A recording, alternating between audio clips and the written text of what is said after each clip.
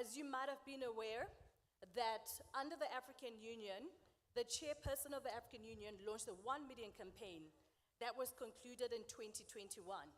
And the 1 million campaign that was concluded in 2021 was looking at how, across the continent, we can bridge the gap when it comes to unemployment, how we can find ways of innovation when it comes to education, also looking at increase in terms of engagement with young people across the continent, as well as entrepreneurship as something that we should take forward for young people across the continent.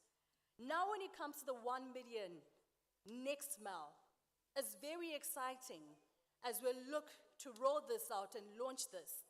And we believe that is very important that as we do so, we get to hear from young people and get to hear their views in terms of how they think the 1 million next mile can be achieved and what needs to be done.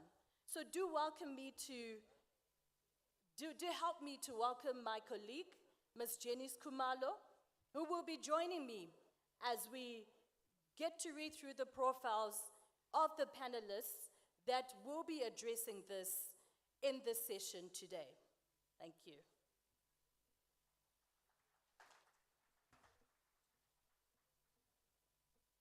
Thank you so much for that introduction, Chido. Excellencies, I stand on existing protocol.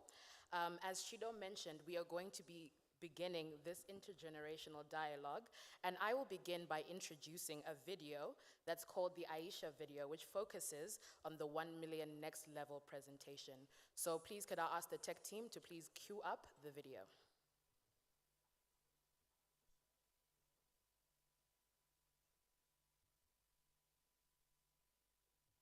In front of her. One path would lead her down a perilous road to unmet dreams and a life of turbulence. The other path would give her the tools to unleash her full potential. It would allow Aisha to go to school and find a job and even try her hand as an entrepreneur. We all know which path Aisha took. She wants to pursue her dreams. She wants to be safe from harm and have a chance to not only survive, but to thrive. The good path is not always the easy path, something Aisha knows all too well.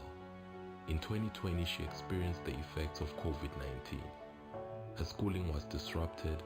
She had to innovate around taking her small business online. She did all she could to take care of her mental health. The path Aisha was able to take was only possible because we forged it for her. Together, we can continue to create an environment where Aisha, along with all African youth, has healthy options. As we continue to tell a new and exciting story about Africa, we must commit to supporting African youth in telling good stories about themselves. Support them in being able to transform their communities, countries, and continent.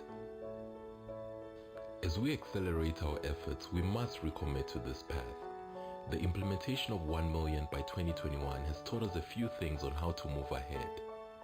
We will need to focus on adaptation.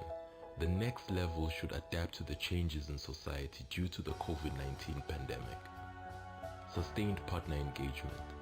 We must pursue long-term and sustained partnerships. These are essential to addressing key bottlenecks and exploring new opportunities. Member States engagement. To ensure scale and impact in implementation, the commitment of Member States is essential to increased investment and institutional strengthening of youth programs. Youth engagement. Engaging young people at the forefront of development issues is critical in the design and implementation of youth programs. Allow us to reintroduce you to our intervention areas: education, employment, entrepreneurship, engagement, and health and well-being, what we call the 4 E's plus H. This is 1 million next level. To continue this journey, we want to empower the millions of young people across the African continent, and to achieve 1 million next level, we need all of you. Join the 1 Million Next Level initiative and help us keep the momentum as we deliver for Africa's youth, building on Aspiration 6 of Agenda 2063, an Africa whose development is people-driven, relying on the potential of African people, especially its women and youth, and caring for children.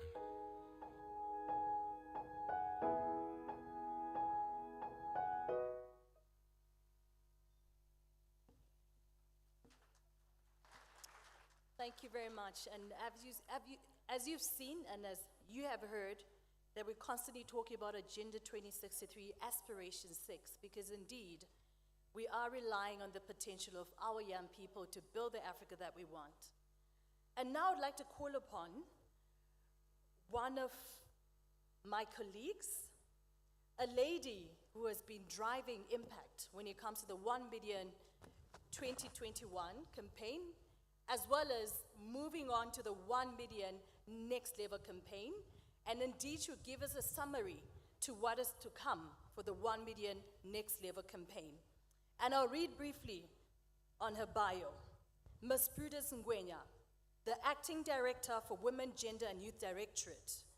Ms. Prudence Ngwenya is the current Acting Director and also has a substantive Head of Division of the Youth Development and Engagement Division at the African Union Commission. Her main responsibilities include leading and providing strategic guidance on the AUC's mandate on youth development, while providing strategic overview on the implementations of programs within the Directorate. The task involves maintaining a robust, innovative, and results-oriented AUC youth program aligned to key AU frameworks such as Agenda 2063. She works directly with the ministers in charge of youth development in all the AU member states, and she led the team which conceptualized the 1 Million by 2021 initiative of the AUC chairperson, His Excellency Museveni Mohammed, and continues to lead in that work as the 1 Million Next Level campaign will run under her directorate. Please help me welcome Ms. Prudence Ngwenya to the podium.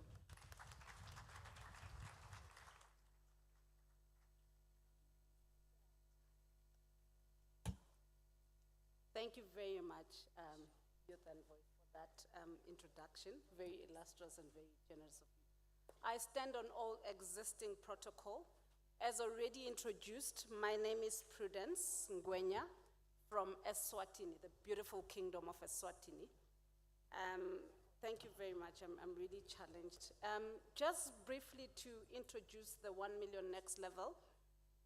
But before I do, and I think as already spoken to by all my colleagues, I want to take you back to a bit of a background. Before the 1 Million Next Level, in 2019, we challenged His Excellency the Chairperson to say, we need to start doing things concretely for young people. And we challenged him and we said, your term of office comes to an end in 2021. Can you promise all of us that we will reach young people concretely with some opportunities? This is how the 1 Million by 2021 was launched. Basically an initiative that said the chairperson with all the programs of the African Union Commission would reach 1 million young people by 2021. Now, we started implementing that initiative in 2019, and really it was a bold response to Africa's Agenda 2063, the AU's Agenda 2063, but also to put young people at the center and make sure that we give them concretely and move away from just policies and give them concrete opportunities. At that time, we were actually aligned activities into 4 E's: education, employment, entrepreneurship, and youth engagement. I'm happy to announce that in 2021, we were able to count actually the number of young people that we were able to reach as the African Union Commission and partners, and we received a resounding success. We reached 8.7 million young people. But what that, thank you. What that really did for the African Union Commission is to say that It is doable, we can do it, but also we just scratched the surface. So we wanted to take this up and say, as the first lesson, we need to intensify our efforts. We need to continue to target this important demographic of the continent. This is how, ladies and gentlemen, the 1 million next level was born. Basically, we convinced everybody that it's doable, but we just scratched the surface and we said, let's do more. So the 1 million next level seeks to reach 300 million young people by 2030, with opportunities in 4 E's plus H. We did 4 E's and we learned that if we do not take care of the health and well-being of young people, we are not going to go far. In a nutshell, the 1 million next level picks up the lessons from the 1 million by 2021, but it continues to do 4 things. And as we implement it at the level of the African Union Commission, we're asking ourselves 4 questions. And we will learn all of this together as we implement towards 2030. We are asking ourselves, how can we test new ideas and solutions around giving young people opportunities or around youth development and youth engagement? We are also saying, how can we scale promising practices? There's a lot of things that are happening across the continent that are actually giving results for young people, but how can we scale them across the continent and make sure that African countries are learning from each other? We are also saying, how can we sustain multi-stakeholder partnerships? How can we create a public-private youth partnership that brings everybody on the table for youth engagement on the continent? We are also saying, how can we put young people at the center of everything and amplify youth voices as we implement initiatives at the African Union Commission? This is important for us because Africa's context is changing. We saw COVID, nobody anticipated it. It is projected that by the year 2030, we will have 1.7 billion young people on the continent. The political situations on the continent is changing. So we want to bring together AU organs like the APRM. We want to bring member states. We want to bring young people. We want to bring stakeholders from all over the continent to rally and come together and bring these opportunities for young people. As we move forward with the initiative, we're looking at, again, the 4 E's and H, and there's a number of pathways around it. For example, in education, we're looking at things like safe schools and promoting resilient education systems on the continent. We're looking at digital and 21st century skills. We're looking at life skills and career guidance, as well as technical vocational education. In employment, we're looking at gender parity and youth quotas in the workspace. We're looking at career guidance again. We're looking at young professional programs, and we're looking at scaling up youth volunteerism programs. In entrepreneurship, we're looking at market-shaping solutions. We're looking at building capacity of young entrepreneurs, as well as making resources accessible to young entrepreneurs. In engagement, we're looking at building networks of young people. We're looking at IGDs like what we're doing today. We're looking at really amplifying youth voices. In health and well-being, we're looking at mental health issues for young people. We're looking at ending violence against women. We're looking at really things around vaccination for young people. So in a nutshell, those are some of the things that we're looking at as we implement the 1 million next level. But what is also important is that it is very adaptable and it fits itself to different country contexts. So this is also what is important. At the level of Uganda, for example, they can look at all these pathways and say, this is what is important for us. But we also really want to make sure that we keep our member states at the center of the implementation, and because this is where the scale and the impact is. And lastly, we are looking at strengthening institutions to be able to deliver for young people. That's what the 1 million next level is, a story that started with the 1 million by 2021. Thank you very much.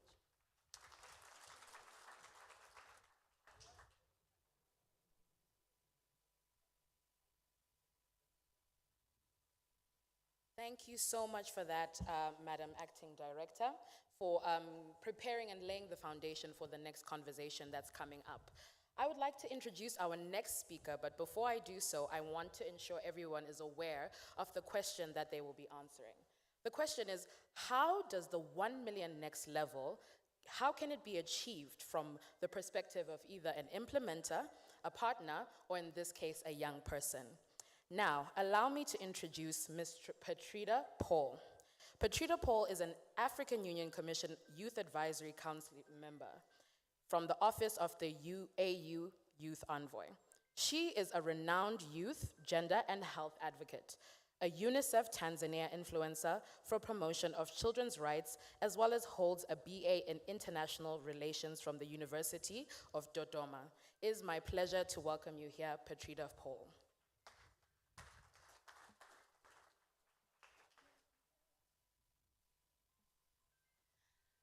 Excellencies, ladies and gentlemen, all protocols observed. A very good morning, if it is still, and if it's already afternoon, good afternoon. With apologies from a minor introduction, I'm a former African Union Youth Advisory Council member within the office of the AU Youth Envoy. Just to come back and share some few insights on what we have ideally gathered to discuss today in relation to how best are we going to foster the next steps for the 1 million next level. And in tackling it a bit more, I would just like to share some few insights, especially when we bring back the ball to fellow young people, as I myself am also a young person with majority of the audience being young people. It's how best can we work with different stakeholders. We have successfully led the bars and implementation of the 1 million by 2020 initiative, and now moving on to the 1 million next level. What does it mean? Is it another philosophy of just having different initiatives, or are we really going to tackle the challenges that we are fostering to achieve? I would really like to retaliate and say it's not another philosophy, but it's a really guiding steps whereby within the 4 E's of the implementation, we've seen a lot of tremendous progress that has been done, especially within different youth networks and youth sectors per se, where young people are custodians of their own agenda. So we've seen a lot of progress in terms of youth employment. However, there's still a huge challenge whereby a lot of young people are still unemployed. And with this, I think I would like also to urge different stakeholders to invest more on different youth programs that are in country. We have national youth councils, we have Pan-African Youth Union platforms, but we also have youth boards that are in different countries, or different youth groups that are supported within the countries. So if we can invest more on being able to support these institutions to deliver with the young people that are working on at grassroots level, it's going to be more effective to drive the impact that we can see and move forward. Within the Aprm Youth Symposium today, ideally, it's all about how best we can reposition the youth agenda for a transformative continent. It's one thing to reposition a youth agenda, but it's also another thing when it comes to implementation. A lot of young people are still uneducated, and it's only, I'll keep it in my words that I always say, the privileged young people like I, and some of them who are in this audience, that have access to education and can manage to represent their issues with different stakeholders who are with us today. But however, we still have a huge bulge of young people who are not educated. And with the challenges of COVID-19, we've seen a huge impact from young people that have been faced from lack of digital literacy within several countries. And this could be an opportunity to galvanize efforts in order to ensure that a lot of young people have access to education. As a passionate gender advocate, I think we still have a huge gap when it comes to advocating for gender equality, particularly in the area of gender-based violence. A lot of young women, children in particular, young girls, are violated within their rights, and this is an intervention. I think within this symposium today, we can look forward on what is the progress done and what are the gaps that we can all look forward to invest on. And with the leadership of our African Union Youth Envoy, I think all the matters can be deliberated and discussed further on matters of support. As a health champion also, I would like to share some few insights on how best we can include different young people to mobilize initiatives. And I think with the leadership of Lennon, we can even have APRM youth champions across the continent. I lead a youth program in eliminating malaria, and we have about 5,000 young people from across Africa championing the malaria elimination agenda. So why can't we do this similar initiative for the APRM youth and different agendas that are supported by our several partners and stakeholders who are actually here with us today. And finally, something that is also very close to my heart is mental health issues. We've seen a lot of young people, and not only young people, a lot of adults too, facing a lot of challenges when it comes to addressing their issues. And it's because we have a wave of mental health that is disguised in non-mental health matters. And this is more around anxiety and issues of trying to best manage different things that can be overwhelming. So I think we need to see how best we can have different linkages on advocacy matters, especially within these similar initiatives at hand. However, since we are still in the session today and there's still more areas of deliberation, I think most of the areas that I wanted to touch on were these ones in particular, but still opening the floor for more discussion. And I think as there are more speakers moving on, they will be able to share more insights. Thank you.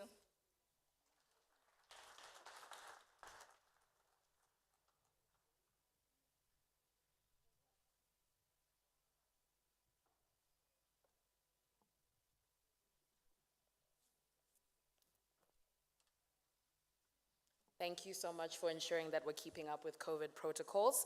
And thank you so much, Patrida, for that intervention. We are going to be moving on to our next panelist. Now, we were supposed to have Dr. Mary Otieno, who is the UNFPA country representative, and she has sent a representative to give her deliberation in her stead. I kindly welcome you.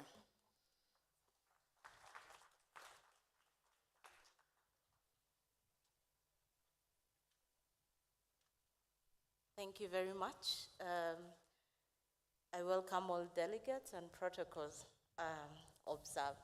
My name is Alan Sizomu, and I'm here to represent Dr.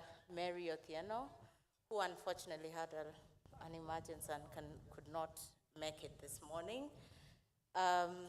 Yes, I'm a program specialist working or leading the team for adolescents and youth. So this is close to my heart. So in terms of of how we can leverage in the next, really the 1 million next level, I think one of the things that we need to, as people have alluded to, is that since the launch, the next level really was looking at leveraging and transition. So there's need to transition the next 1 million to the next level where it's not just a catalytic sort of initiative, but we need to move it where we can actually sustain it in terms of committing the resources and investing, because it's a good initiative and there's a lot of unfinished business. So I believe that when youth are empowered and given the right opportunities, they are effective drivers of change. And the UNFPA partners a lot with young people, both in Uganda and also globally, and helping them participate in decision-making and strengthening their ability to advance the human rights as well as development issues. And we do this very closely with the development partners as well as the governments and cultural and religious leaders. As UNFPA, there's a launch of the Young Professionals from Africa and African Descent program, which is in the second cohort. And this gives an exciting opportunity for the really young Africans to really join the UN and then get the experience of working and advancing their careers. So I encourage also the young people, when always the call for a cohort is there, you can as well take advantage of that when the opportunity arises. In terms of the 1 million next level, we need to really see that we actually can have health prioritized, because we know that we have really a young generation, but we can talk about, we need to look at the intersectionalities between health or sexual and reproductive health and education. For example, if we look at, we want to advance education, we want to advance access to employment and opportunities. There's a lot in there that lies that if a girl gets pregnant, even when an opportunity is there, that pregnancy will stand in the way of enhancing that opportunity. And we've seen this, how many girls we've lost as a result of school closures for a very long time, as well as those who have gotten pregnant and those who are unable to go to school. Right now we are feeling the effect, but not maybe as bad. That generation that we've actually lost, I think is something which is going to stay with us, and it will bite us years to come in that context. We need also to ensure inclusion. We need to make that the next level inclusion is a reality. Someone talked about not only considering young people who are privileged or have the opportunities, but how do we ensure that the next level initiative can actually be broadly inclusive, to include the young people who are not as privileged, those who are refugees, those young people who have disabilities, those who have less access to opportunities, that even access to data or internet is not a reality for them. So we need to make sure that no young African is left behind when it comes to the next level. The other thing is that scaling up is also important, and strengthening this partnership that have already been established. We need to scale up, not just maybe the government and other partners, include the private sector, include also the young people and the youth networks when it comes to the next level, so that we are able to really leverage on both what is existing as well as what we've been able to build on. So it is very important. And there are also, like the young person has spoken about, there are also existing networks, like we know there's Afrian, which is a network of young people. We know that there are other networks like YPR, so let's leverage on the existing networks to really drive the point home. Then as I end, it's also important, the dissemination. Let's ask ourselves, how can we make the 1 million? How can we move it to the next level, that every young person or youth knows about the opportunity this presents? Because the information is there, but it's not reaching everyone. So that's a role that all of us can play to ensure that the information is also out there. Then lastly, the innovation. Young people are all about innovations. We need to ensure that we enhance this innovation. And supporting innovation also means, as adults, as government, as donors, we need to take the risk of believing that young people, when they're innovating, there are risks that are involved, but we walk the journey with them. We've invested in terms of space for young people to innovate. And for example, here in Uganda, the investment around the menstrual hygiene products and access, issues around tracking, for example, access to services for young, pregnant, girls and all that. And these are really innovations led by young people. So let's listen to the young people. Let's make sure that when we're talking about space and participation, it's really meaningful. And let's know that young people, to be empowered, we need to invest. And then for the young people, let's also partner. The youth-adult partnership is very, very key, because as we partner, we also leverage on the experience as well as sharing the experience. So I would like to really encourage the young people that don't ever believe that you're too small to make a change. I started working in this context. Luckily, I'm also from Uganda when I was 16, and I've never stopped working. So even looking for a job for myself has not been an issue because I've been fully employed since I was 18 or 19, full time. So it means that even within Africa, there are opportunities. Regardless of your background or what, all you have to do is find something that you commit to and then be able to work and give in. I started volunteering at a youth center. I would pack food, to that place. And then my parents would help maybe with the transport. I would share information at school and what, because health was my passion.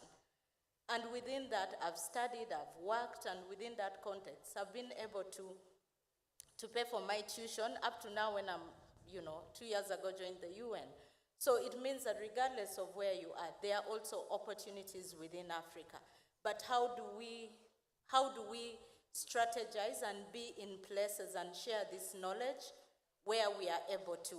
And I think the leadership begins from where we are. I was a student speaker then.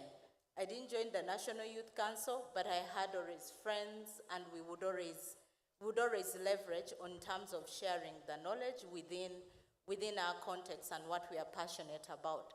So I welcome you all, and I say let's get ready for the next level, and let's all rally and be active participants, and each of us has a role to play. Thank you very much.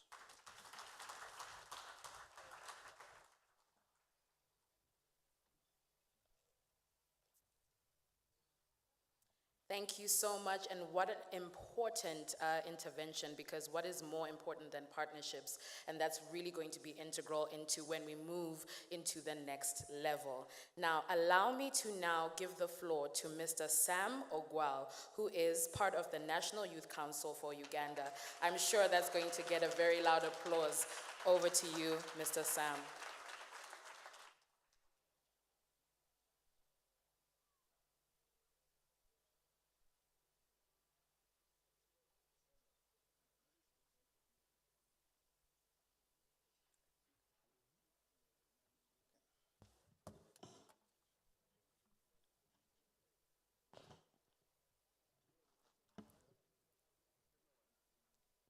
The Right Honorable Prime Minister of the Republic of Uganda, the cabinet ministers present. Of course, I cannot leave this microphone without recognizing the presence of our youth minister, Honorable Sarah Mateke. The leaders from within the continent, my colleagues, the youth, good afternoon. Why are we not lively? This is the youth event. Everyone who has been coming here speaking is talking about the young people. Today is our day. Let's be lively. Right Honorable Ministers and colleagues and participants of the third Continental Youth Symposium. I would like, in a special way, first of all, before, to recognize the contribution of the European Union for making this symposium a success. Allow me also to recognize, in also a special way, our ministers, Honorable Justin Kasule Lumumba, Honorable Lugolobi, forgive me if the pronunciation is not right, Honorable Minister, and Honorable Sarah Mateke, plus all the people who played a critical role to ensure that today we are here today. We don't take that for granted as young people. Colleagues, when I was invited or informed to talk about 1 million youth next level, I asked myself a question. Should I do it in a nationalistic way or I do it in a continental way? and being a national leader, I focus myself that I should actually showcase what my country is doing towards supporting the agenda of 1 million next level. 1 million next level stand on 4 principles. That is 4 E's plus H, which stand for health and well-being. 1, education.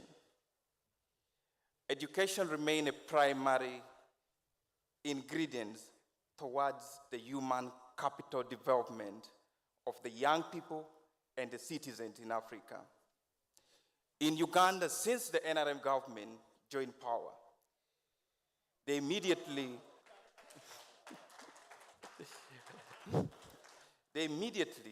under the guidance of His Excellency the President, advocated for the free, universal primary education, and I must say that I am the beneficiary of that.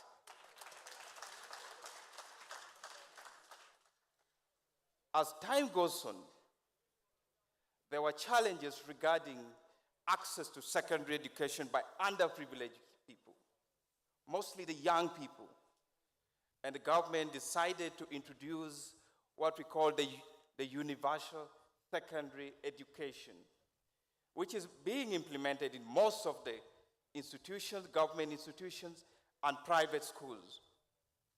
And out of that, it has improved on our access to education.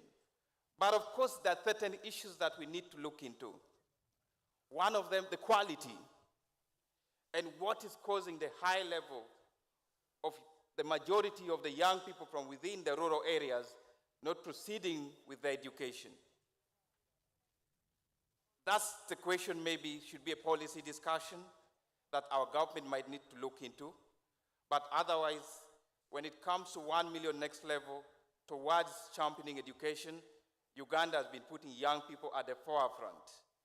The question we need to debate is 1 million next level going to support people who are underprivileged and to support and undertaking the research on how can we deliver quality education to the young people, such that when opportunity comes, which takes me to the next context, which is employment. We're living in a very dynamic world, whereby the job opportunities will not come in because, or will not find you because you have a first-class degree.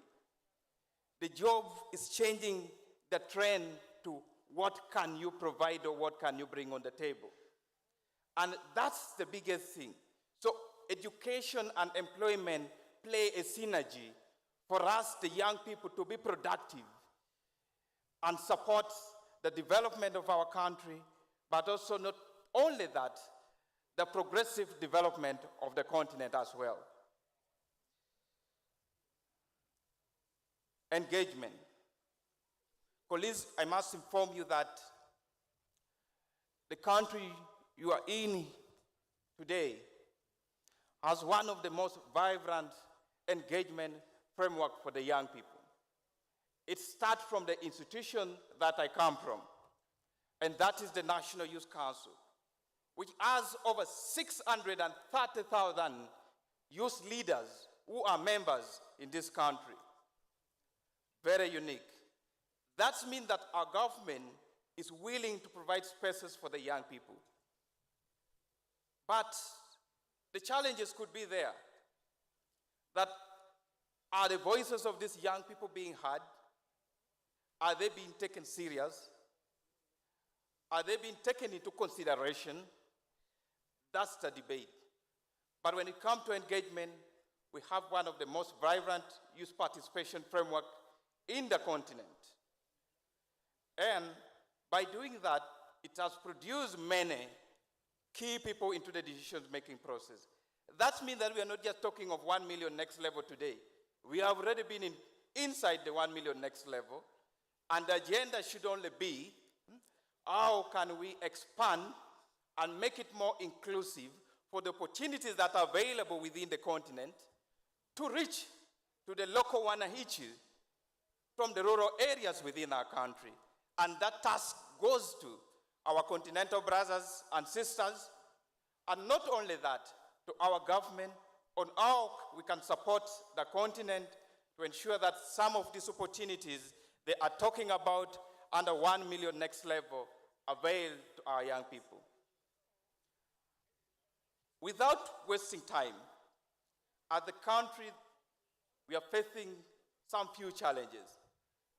And I'm going to be honest, we don't have a clear youth program. And this is where we are going to learn from our colleagues what kind of effective engagement framework do they have that is inclusive and yielding results and is empowering other people or people within their country, whereby Uganda can learn from and actually replicate. Because we live in a country, Uganda, I think, is after Nigeria, after being the youngest in the continent. And when you move out of the street from here, out of the 10 people you are going to interact with, 8 are going to be young people. That means that as a country, we have a very core responsibility on how can we structure the level of economic empowerment of our citizens, of our people, so that we can actually let our grassroots people, let our fellow young people economically support the development of this country.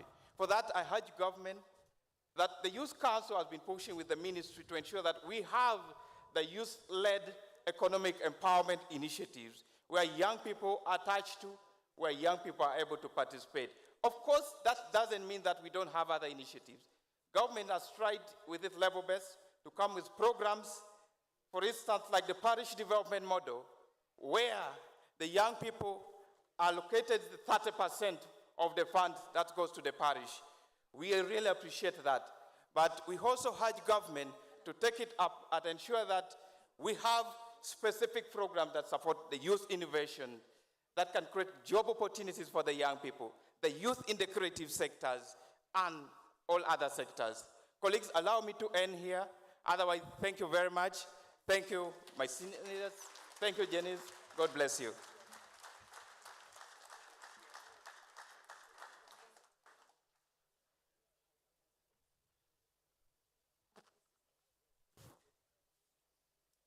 Thank you so much, Mr. Ogwal, for that spirited and passionate dissection of the 1 million next level, and also the call to action that I heard you mention as well. Now allow me to move on to inviting Dr. Edward Adai, who is the UNICEF representative to the AUC and UNECA. He is also originally a public health physician who specialized in policy analysis, planning, as well as monitoring and evaluation. Dr. Adai is joining us online. Dr. Adai, are you with us?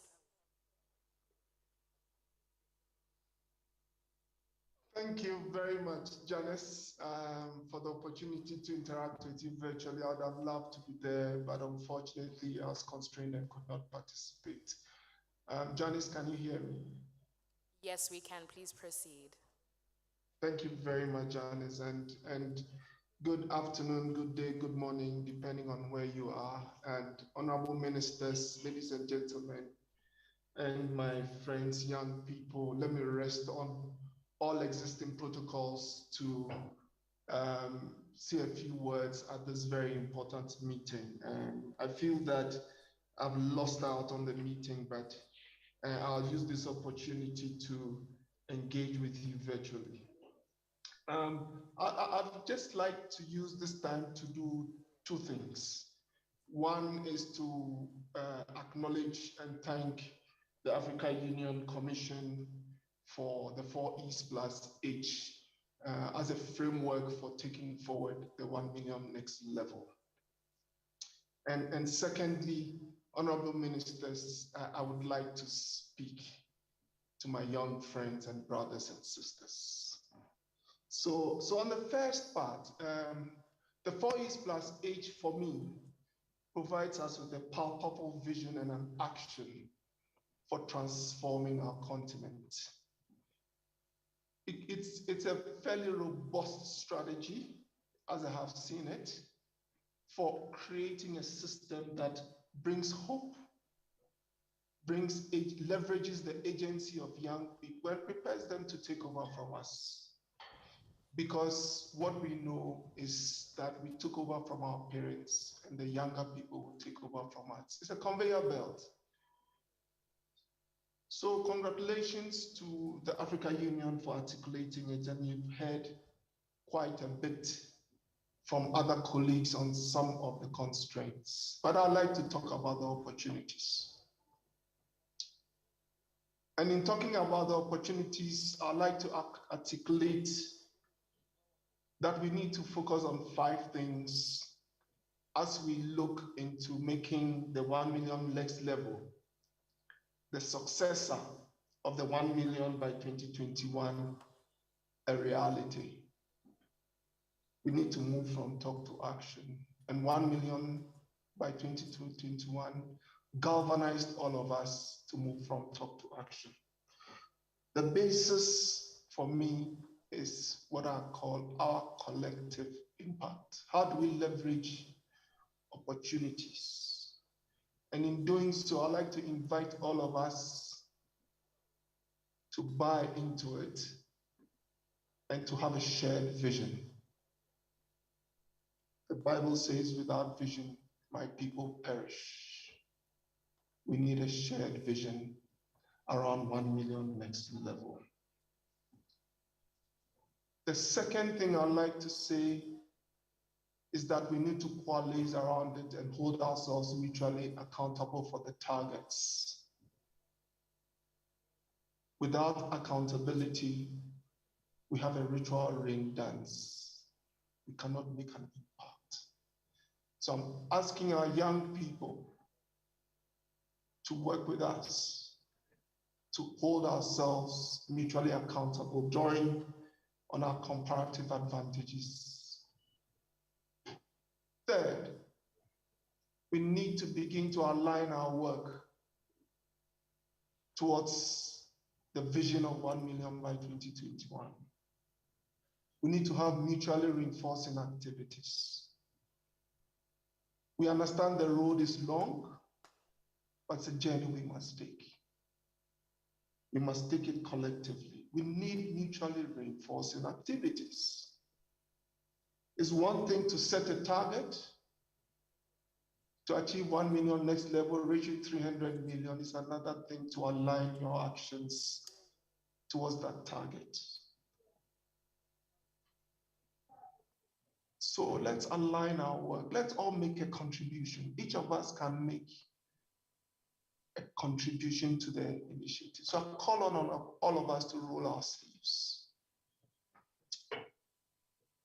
Fourth, we need to engage. We need to communicate among ourselves. We need to speak to ourselves. And I want to thank the government. My apologies, my brother Edward. Unfortunately, there is a power cut. Can just give us a few minutes. We can. Janice, I'll be guided by you. Yes, please proceed.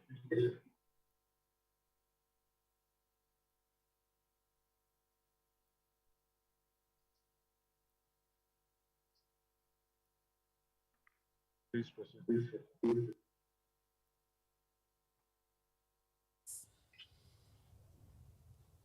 Okay, no worries. We will ensure that we bring back Dr. Adai to give us his final statements. Sorry for that little interruption, but we will be moving on to our next speaker. Allow me to introduce Ms. Desiree Mathias, who is the Presidential Advisor for Youth and Enterprise Development in Namibia. Desiree was appointed advisor to the President of the Republic of Namibia, His Excellency Dr. Haig G. Jingob, in June 2015. In this role, Desiree advises the heads of state on policy and program priorities to harness a demographic dividend and create an enabling environment for sustainable entrepreneurship in Namibia. Desiree, you have the floor.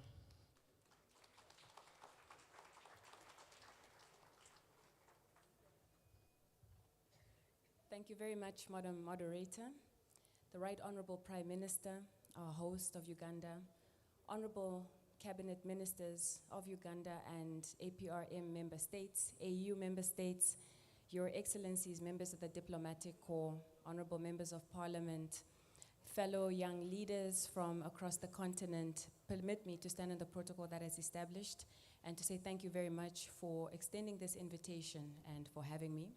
As introduced, I serve our president, President Hage G. Geingob, in the private office, in the Office of the President in the Republic of Namibia, as advisor on youth matters and enterprise development. And I would simplify my role to really supporting the president to discharging his constitutional mandate, a very heavy mandate that every leader has, and also to make the government to work for young people. In that role, we are public policy advisors, and we look at all the different instruments that government is developing to ensure that it reflects and includes the needs, aspirations, hopes, and even the frustrations of young people to address them. The 1 million Next Level campaign, I think, is a very good reference point of a program that has been able to achieve greater impact than it was initially intended to because of the role of partnerships, which are highlighted in SDG 17, that we cannot, as governments, achieve and deliver this progress alone without fostering enduring partnerships. And the fact that we have been able to overshoot on our targets and deliver beyond what we initially thought shows that perhaps we were not dreaming big enough, perhaps we underestimated our collective power, but it is also a testament to what is possible when we come together to pool our resources, expertise, knowledge, and capabilities. I stand as a representative of the government of the Republic of Namibia to affirm our commitment to those tenets of the 1 million Next Level initiative to foster a culture of entrepreneurship so that we can help young people who have got the means to thrive.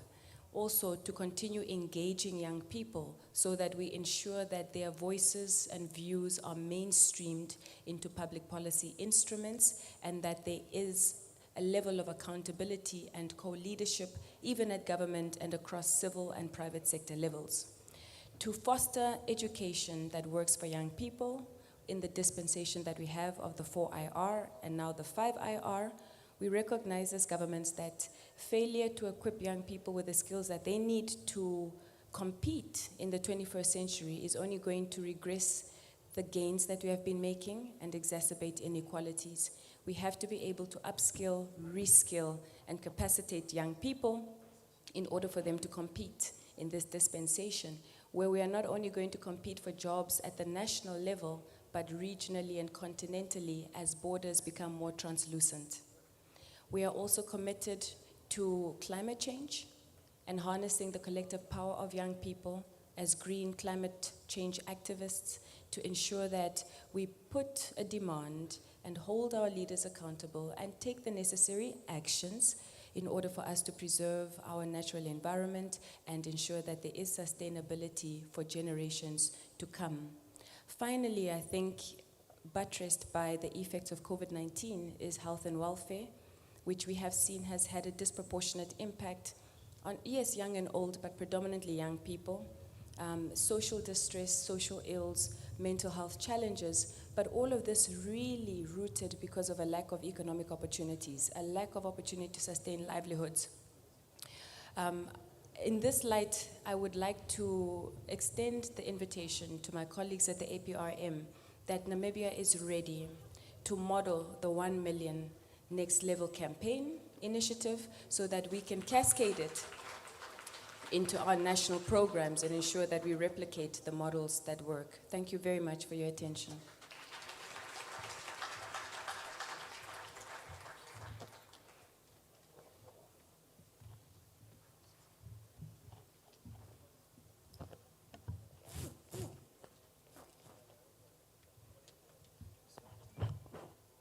Thank you so much for that intervention, Desiree, and for you noting that Namibia is open and up to the task to take up the 1 million Next Level. Allow me to also bring back Dr. Adai to make his triumphant return.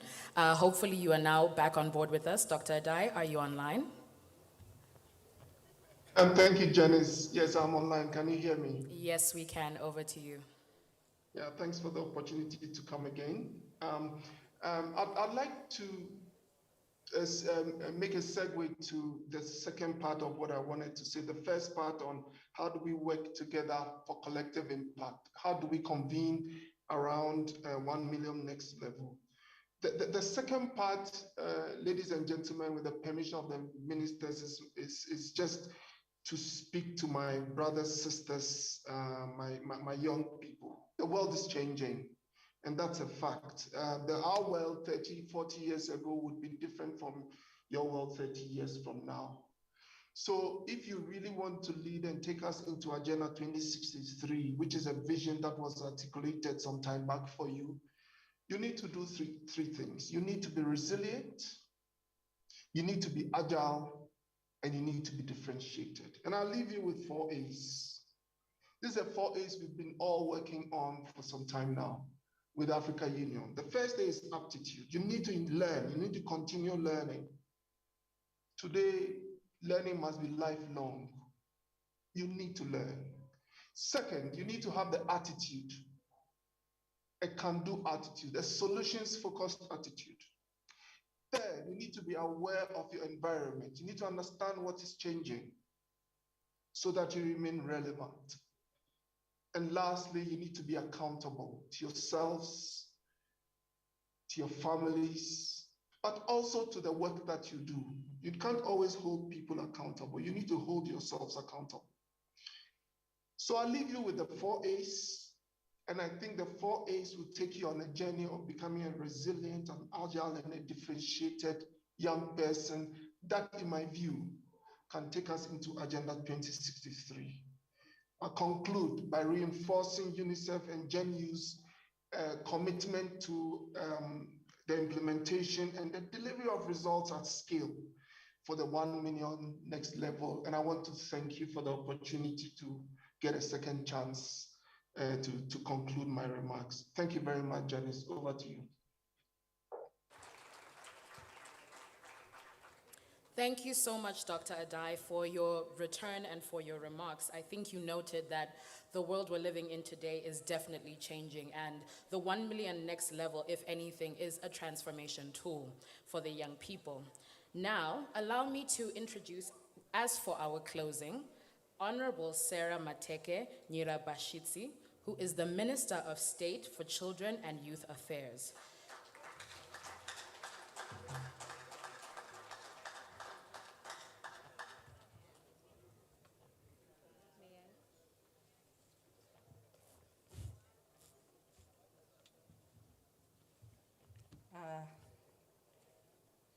Due to time, allow me to stand on the existing protocol.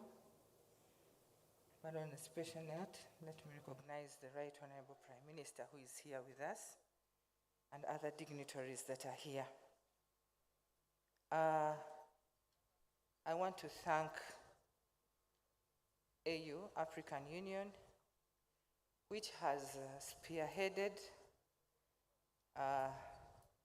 the 1 million program, and in order to fully unleash the potential of the young people in Africa to play a fundamental role in the socio-economic and political transformation of Africa and the world at large, I would propose the following. I will not go in details. I have already seen signs that our chief guest is about to reach. So I'll first talk about Uganda. When you look at the pillars that are being put at the front of the 1 million, they are looking at education, empowerment, health and well-being, employment, and engagement. As the Secretary for Finance had already talked about, on the issue of Uganda, the issue of engagement is number one. And our laws and policies are very clear. We have structures right from grassroots to the national parliament, and the youth have a platform to engage with their leaders at whatever level.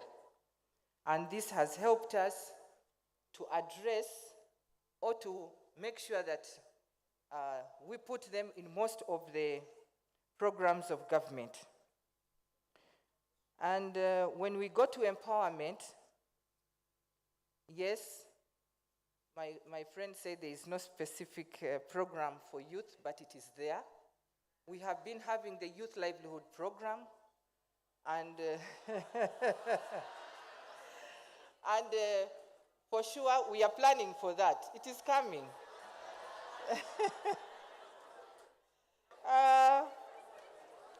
Of course, one of the things that we need to first put at the front is the issue of financial literacy. Because you know what happened to the Youth Livelihood Program, very clear. I wish we would address and we pay back, and then the program continues. On the issue of health and well-being, you very know well that government has put at the front issues to do with immunization, issues to do with vaccination. On the issue of employment, I think that's where we still have a very big problem, like any other African country.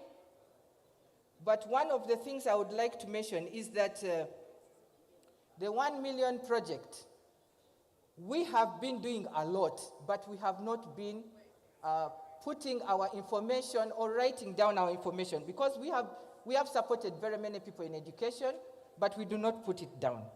We have empowered people, we have not written it down. I would have the statistics to put it here. But of course, I'll propose the following. An education to fully empower youth, to be thinkers and innovators, and of course, creators of wealth are not mere consumers of wealth created by others. The youth need ideological emancipation to be able to handle their problems and able to find the basic solutions to their problems. Indigenous home-ground solutions to African problems. When you look at ICT and innovation, of course, it's a very big development enabler. Youth must be fully involved in order to embrace it and apply it in solving contemporary problems in our communities. We need to take advantage of the agro-industrialization. The case of Uganda, we already have money in the next budget, 2 trillion for agro-industrialization. You allow me to stop there so that we are able to receive the chief guest. Thank you.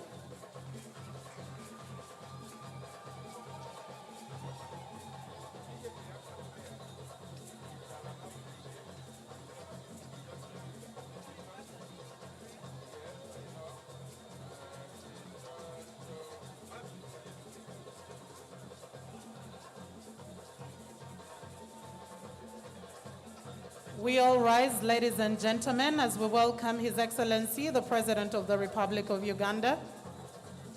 We will all rise.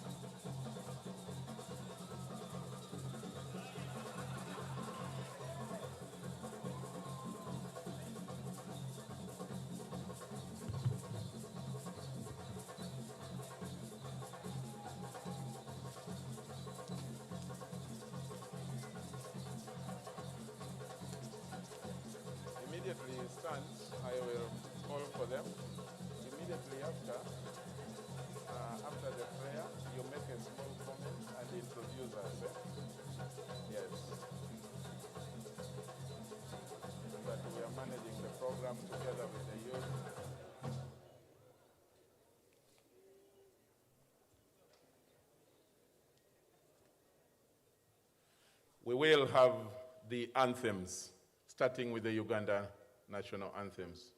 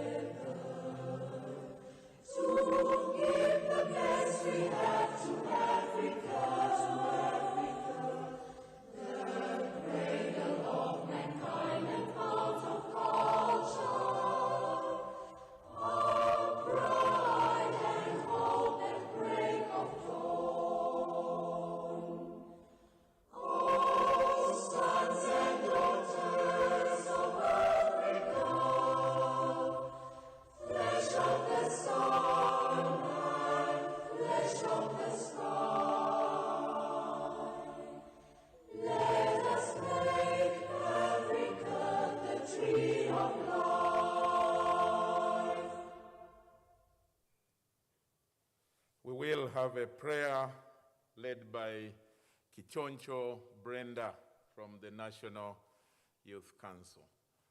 Brenda, kindly come up and lead us in a prayer.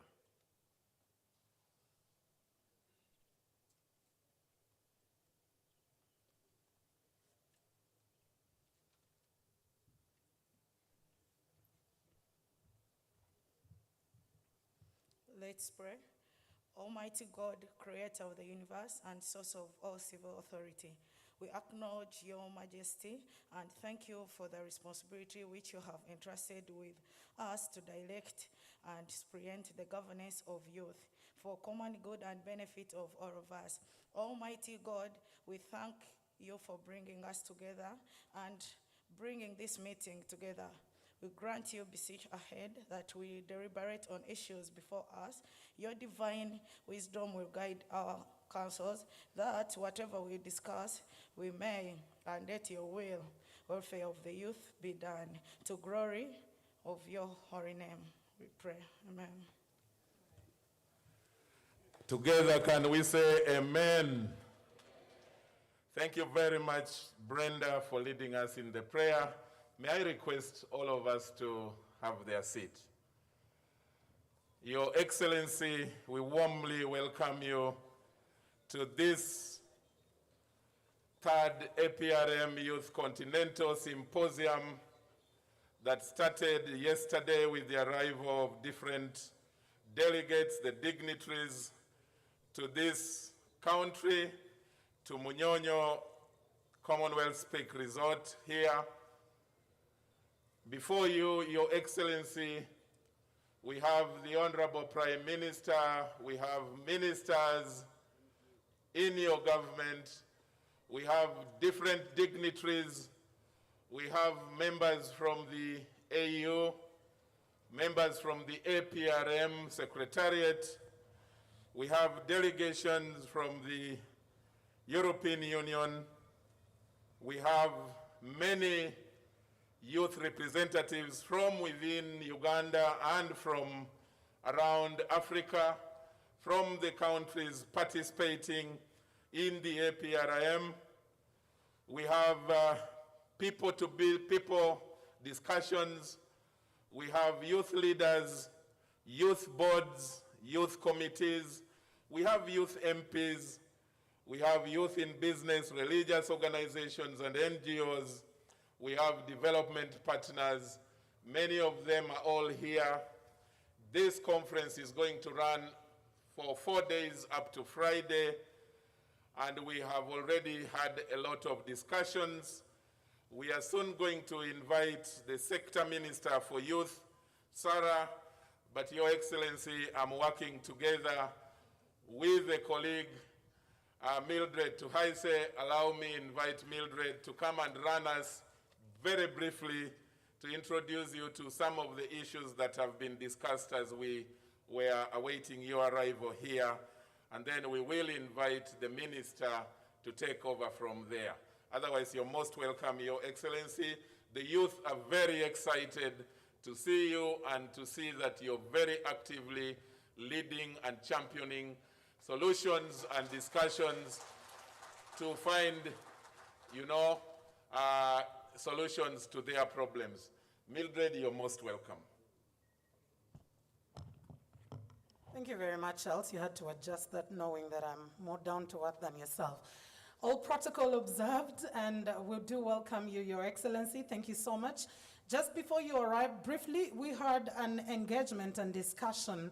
There was an intergenerational dialogue that was leveraging on the 1 Million Next Level initiative, which Your Excellency will be launching this afternoon. But we were particularly looking at the role that different sector players can be able to do, be it political leaders or the youth themselves. And key issues that did come through are matters of attitude, accountability not only to the youth themselves, but also to the society, matters, agility, among others. And Your Excellency, one key statement that stood out as you get to speak to us this afternoon, the youth have agreed that this is not a time to lament and talk about the aspects that have failed, but a time to find solutions, and that is why this engagement is here. And as you love to read from the Bible, the Holy Book, the Bible, Your Excellency, I think we will just wrap up by saying that we are done reading from the book of Lamentations. It is now time for us to read from the book of Acts. And to take on to our next speaker, Your Excellency, allow me invite our minister in Uganda, the Minister for State for Children and Youth Affairs, Honorable Sarah Mateke Nyirabashisi, to take us to the next session. Welcome, Honorable.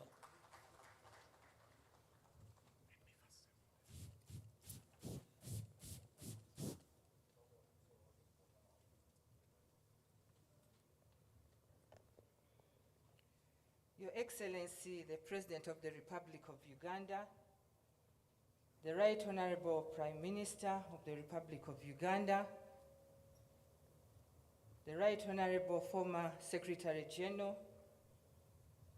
and the Minister in charge of General Duties, Honorable Ministers who are here, Ministers of State, Members of Parliament who are here, Your Excellencies, the Ambassadors and High Commissioners that are here, distinguished officials from African Union, distinguished officials from Aprm Secretariat, members of European Union, and the youth from the Tax Justice, development partners, officials from the government of Uganda, the NEC of National Youth Council of Uganda, and members of National Youth Council, the youth delegates, distinguished participants, ladies and gentlemen. It gives me great pleasure and honor to warmly welcome you to the opening ceremony of the third African Peer Review Mechanism, Youth Continental Symposium 2022. For all the delegates from the different countries represented here, welcome to the Pearl of Africa, right here on the shores of Lake Victoria. Your Excellency, I take this opportunity to thank you wholeheartedly for sparing time for these young people. Your acceptance to preside over this opening ceremony is a clear manifestation of your will and commitment to the issues of the young people and your readiness to always share your wisdom with them. Your Excellency, the African Peer Review Mechanism was adopted by the African heads of state and government as a systematic peer learning and self-assessment mechanism and has been hosting annual youth symposium aimed at evolving African youth in the exchange of good governance, best practices, and peer learning. This is the third symposium which is being held here in Uganda. The first one was in Chad, the second one was in Kenya, and today we are in Uganda. The theme for this symposium is African Union at 20, repositioning the youth agenda for a transformative continent. This theme calls on the youth of Africa to redefine, rediscover, and reposition themselves to identify the amazing opportunities and choices that exist in Africa and the global networks through enhanced youth participation, innovation, skills development, networks, and market access. Your Excellency and distinguished guests, in the recently concluded Commonwealth Youth Forum, which was held in Kigali, Rwanda, youth resolved to take charge of their future, and governments committed to supporting their innovations and initiatives to create opportunities for youth development, realizing that the youth or the young people have the energy and potential to take charge of their future. The socio-economic development of Uganda and Africa as a continent cannot be achieved without strategic leadership. the importance of involving young people and a new approach to youth engagement in Africa could not have been more highlighted than portrayed in this symposium. Young people have continued to prove instrumental to Africa's national and continental growth and integration. Therefore, through constructive and participatory engagement, young people can become drivers and advocates of peace and development, not only in Uganda, but Africa as a whole. Aspiration 6 of the African Union Agenda 2063 calls for an Africa whose development is people-driven, relying on the potential of African people. This highlights the role of the young people in achieving set goals, especially the African Union's Agenda 2063 and the SDGs, which are very crucial. We must continue to ensure that young people are at the center of development. We must prioritize the meaningful participation of the young people in governance, and this is very important for ownership and inclusivity and youth engagement. If I take an example of Uganda, the participation of youth in matters of governance are very central to the government of Uganda. And this is a commitment which has been demonstrated by the policy and legal and administrative frameworks that have been put in place for the empowerment of the young people in all settings. For instance, in Uganda, we have youth structures from grassroots levels throughout, and which are very effective and have effective representation of all young people, right from the grassroots to the national level. In addition, using the affirmative action, Uganda has allocated 5 elective slots for youth members of parliament, for regional representation, and 1 slot for the female representation. It is important to note that in the current Parliament of Uganda, 23% of the youth that are there, of the members of parliament that are there, are below the age of 35 years. All these are efforts meant for effective representation of the young people in this country. The youth of Africa are not only actors, but partners in achieving the Africa we want. For a transformative continent, we must continue to create an interface between young people and the national governments on development and continuously engage young people, youth-led and focused organization. The government of Uganda is very excited to host the Aprm Youth Symposium and convene to many bright young African minds. As you look around, Your Excellency, you'll note that we have taken every single precaution against the still prevalent COVID-19 pandemic. These national efforts reinforce the Continental African Union COVID-19 vaccination Bingwa initiative. We also want to congratulate the African Union for successfully implementing the 1 million by 2021 initiative, which reached over 8 million young people with opportunities in education, employment, engagement, and entrepreneurship. And of course, even Uganda was considered. As the Commission implements the 1 million next level, which aims to accelerate the gains of the 1 million by 2021 to reach 300 million young people with opportunities in education, employment, engagement, entrepreneurship, health, and well-being by 2030. The government is pleased to collaborate with the African Union Commission to implement the 1 million next level in Uganda. If I take an example of Uganda, much as the 1 million is being launched today, government of Uganda has reached the youth in different spheres too. Under your leadership, Your Excellency, you have spearheaded a lot of programs that have put this population where it is today.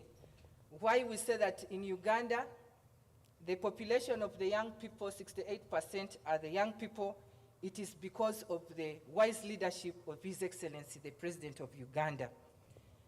If you can recall, in the issue of health sector, he has promoted and continues to promote mass immunization against the killer diseases, and this, of course, has averted the child mortality rate, the prevention of mother-to-child transmission. If you go to education, free education, both at primary and secondary, which has brought good fruits with many excelling in Uganda and abroad. And today, Your Excellency, we have two people who have excelled from UPE and now are in the diaspora, and they're here representing their friends. There is Mr. Rashid Kasirye and George Kamrasi. So UPE, the fruits are coming out. Your Excellency, you have also continued to empower our youth in different spheres, in entrepreneurship, in agriculture, and other innovations. And very soon we have rolled the parish development model, and I believe we are going there. The youth and the Ugandans today who are here, and the youth of Africa, during this symposium, you are going to interact with the African Union and learn more about the different initiatives, which calls on young Africans to be the champions on this continent, or what the continent requires of us. You are the building blocks in the integration of Africa on political, social, and economic issues. All these need to be emphasized. What you can do and what you can benefit together, that is the interest that we are looking at. And if we have to be strong, that means and develop and reach a united state of Africa, we should be stronger at this time, united, and have a respected voice by working together if we have to be respected in the international arena. We also call on all of us to be champions of the 1 million next level. Your Excellency and distinguished participants, ladies and gentlemen, our shared value partnership will be instrumental in ensuring that the youth of Africa reach their potential. Your commitment and investments will catalyze the successful implementation of the 1 million next level. I therefore wish to thank all of you, thank the African Union, the Aprm Continental Secretariat, the government of Uganda, our partners, and the young people for making this happen. I believe this symposium is going to create safe spaces for young people to share knowledge and experience. Thank you for listening to me, for God and my country. Your Excellency, due to time, we are going to have few people who are going to present, each 3 minutes, and 3 minutes should be 3 minutes. One statement is going to come from Honorable Amara Kalon, the Deputy Minister of Political and Public Affairs and Deputy National Focal Point of Sierra Leone. He's representing the chairperson of Aprm Forum of the Heads of State of Government. He's welcome to address us. Thank you so much.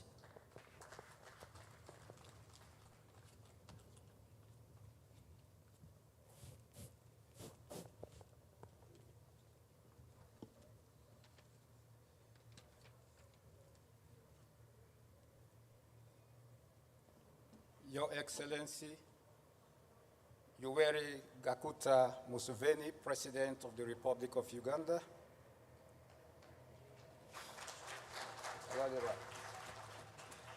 The Right Honorable Robina Nabanja, Prime Minister of the Republic of Uganda. Honorable Amos Lugolobi, the APR Focal Point of Uganda.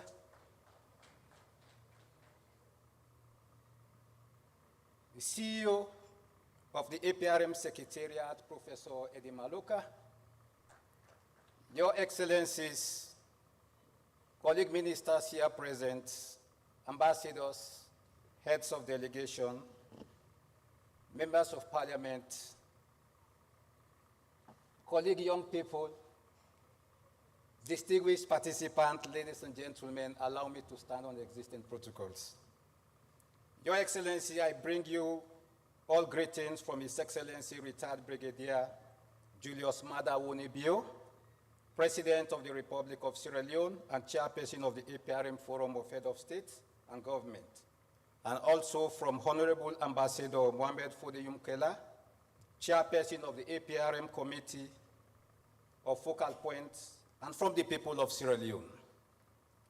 They express their best wishes to all the participants who have gathered here today to reflect on the greater role the youth can play to accelerate the complete and speedy achievement of our Agenda 2063. Permit me also to extend my gratitude and appreciation to the government and people of Uganda for their legendary hospitality, generosity of spirit, and impeccable co-organization alongside the Aprm Continental Secretariat of this third Youth Symposium here in Kampala. Moreover, I would like to commend His Excellency Yoweri Museveni's government for according importance to youth and youth matters. I am elated to see that in this country, youth empowerment is given expression in a tangible manner. Indeed, the unit in charge of youth at the presidency is led by Mr. Daniel Obal, a young and buoyant man who has campaigned for the national age limit to run for presidency to be reduced. With a fast-growing population projected at 1.6 billion people in just 8 years, more expectations to manage unlimited resources to create decent employment opportunities.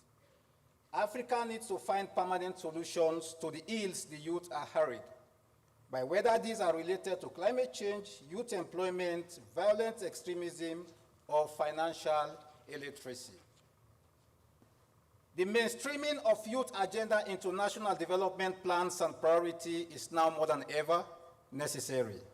Investment in youth vocational education, training, employment, and entrepreneurship are vital elements of a prosperous, peaceful, and proud Africa, which should be supported by our development partners across the world. Africa's prosperity and stability matter immensely to itself, but also critically to the world at large. I am glad that the European Union mission into Uganda recognized this fact and decided to team up with the government of Uganda and the Aprm Continental Secretariat to discuss during this youth symposium issues concerning on both sides of the Mediterranean, such as disorderly and heart-wrenching migration and climate change. The financial support provided by the European Union Commission to Uganda for the organization of this youth symposium is a meaningful example of the kind of mutually beneficial partnership that can be forged between Africa and its partners. An Africa that values the youth in an Africa that is deliberately planning for this future. An Africa that grasps the fact that the fate of all age groups is inextricably linked with that of the youth, and that continental stability, integration, and prosperity can only be achieved if we move beyond paying lip service to the very legitimate demands of young people. Being in the company of so many youth from across the continent is both an exciting and intimidating experience. Exciting because their passion to transform the continent rubs on those of us who are in leadership positions and inspires us to do more and faster. And intimidating because some of the youths among us today may be in the future become heads of state or government who will hire those whom they report to currently. Your Excellencies, ladies and gentlemen, I see so much brilliance and boundless courage in African youth. In spite of the difficult circumstances which they live under, they persevere daily to reinvent the world and make it more humane.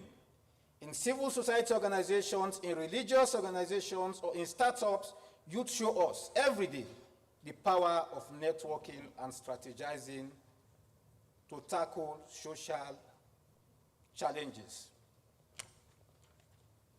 There is no doubt that concerted group action drives tangible progress at the national but also global level. While this should be continuously encouraged and celebrated, individuals can and must also champion causes which will elevate ubiquitous issues.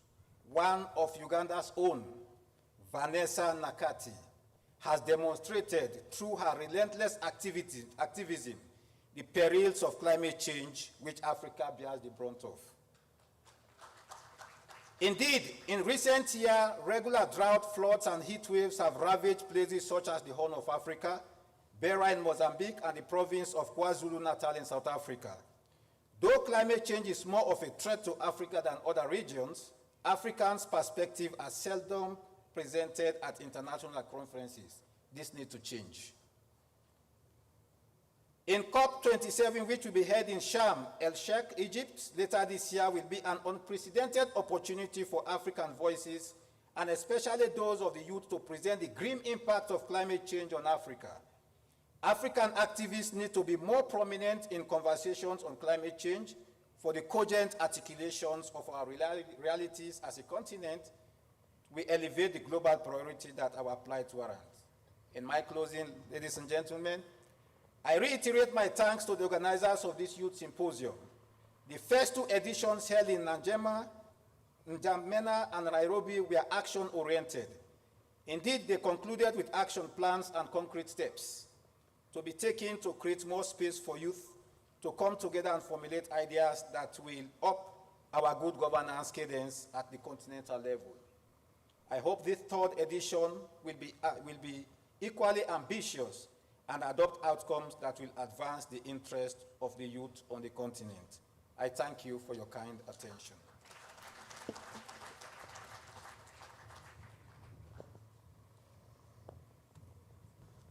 Another round of applause, please. The next statement, Your Excellency, is from the Ambassador of the European Union to Uganda, His Excellency Attilio Pacifici.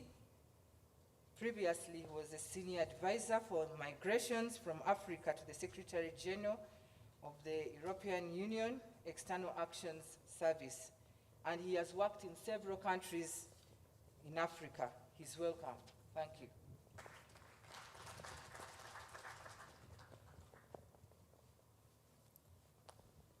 Thank you very much.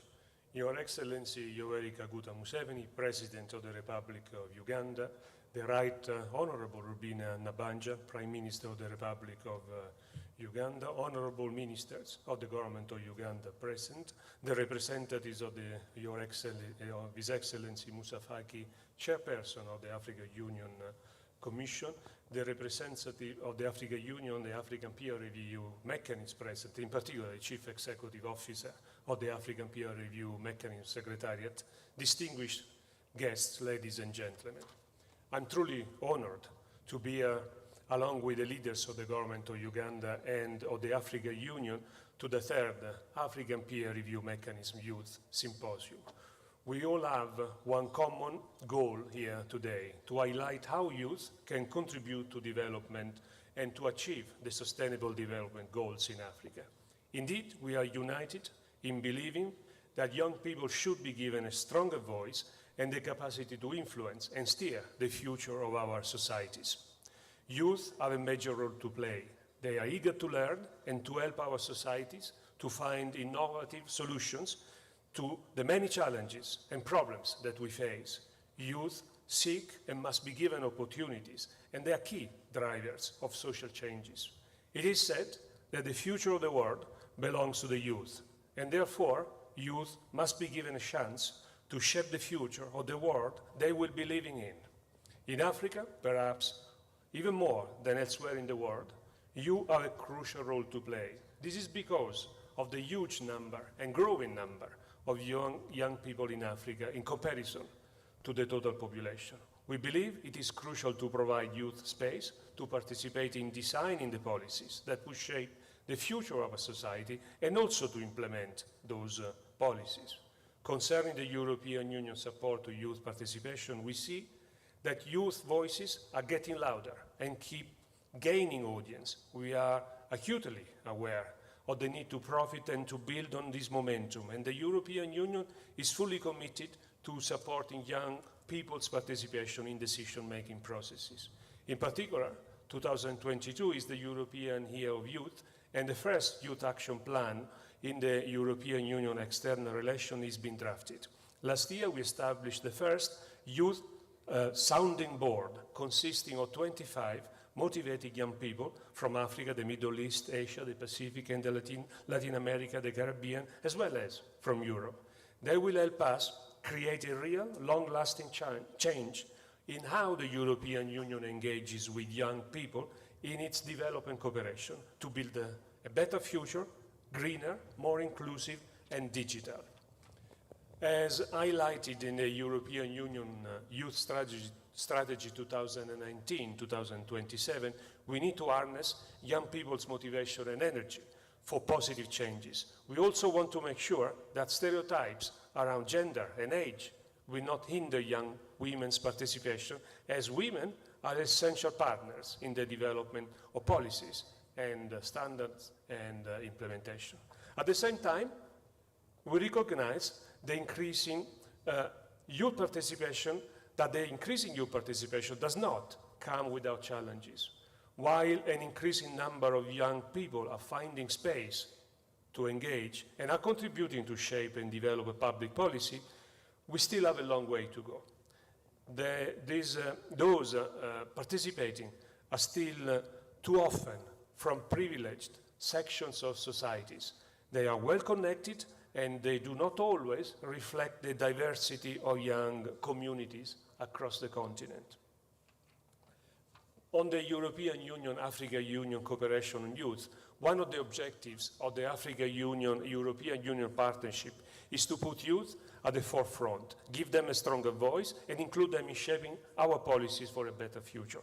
In this regard, at the sixth Africa Union-European Union Summit of Heads of State held in Brussels in February this year, leaders presented their vision for a renewed partnership of solidarity, security, peace, and sustainable and sustained economic development, as well as prosperity for our citizens and future generations. In parallel to this summit, youth organizations from Africa, Europe, and the diaspora organized a Youth Day to exchange views on current challenges, and youth rapporteurs presented their key messages to the African Union and the European Union heads of state.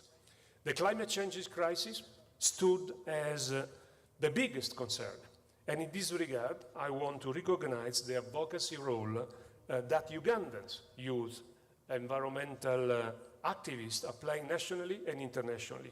We must acknowledge and praise the efforts they have made, which complement very well the commitments made by the government of Uganda at the highest level to protect the rich environment and biodiversity of this beautiful country. Youth also advocated for intergenerational co-leadership and increased participation of young women through the establishment of quotas of young and women in public institutions. They also recommended that they should play a more active role in the design, selections, and implementation of programs. The summit was also a very timely moment to reflect on what has been achieved so far by the European Union and African Union partnership on youth, and an opportunity to step up our ambition and creativity. Actually, the African Union, European Union Youth Hub does exactly that. The hub is one of the core products of the work done by the youth in the margins of the previous EU-Africa Union Summit held in Abidjan 5 years ago. Through the Youth Hub, young experts are involved in innovative pilot projects together with selected CSOs and hundreds of local youth. This has been a very successful experiment, giving young people a chance to become development actors in their own right. A new program actually is being created by the European Union and the African Union called Youth Lab 3. And this is in the making and is due to be launched before the end of the year. These are all excellent examples of a solid and active partnership, but of course, there is a long way to go, and we must do better together, much more and better. Concerning the European Union support, I will say a few words about it only. On youth, Uganda has been one of the highest demographic growth, has one of the highest demographic growth in the world, with over 70% of its population below the age of 30 years. Around 700,000 young people reach working age every year, with a major mismatch between labor demand and supply. the insufficient supply of workers with competencies, attitudes, and technical skills required by the private sector is also problematic and needs to be addressed, and as it affects the long-term competitiveness of the private sector companies in the international market. In this context, under the Sustainable Business for Uganda initiative, we launched a program to support skilling young or youth employment together with the Private Sector Foundation of Uganda. This program aims at ensuring that young graduates entering the labor market are equipped with adequate skills and attitude. One of its components support matchmaking between postgraduates and private companies operating in key sectors of the Ugandan economy, such as manufacturing, tourism, construction, and ICT.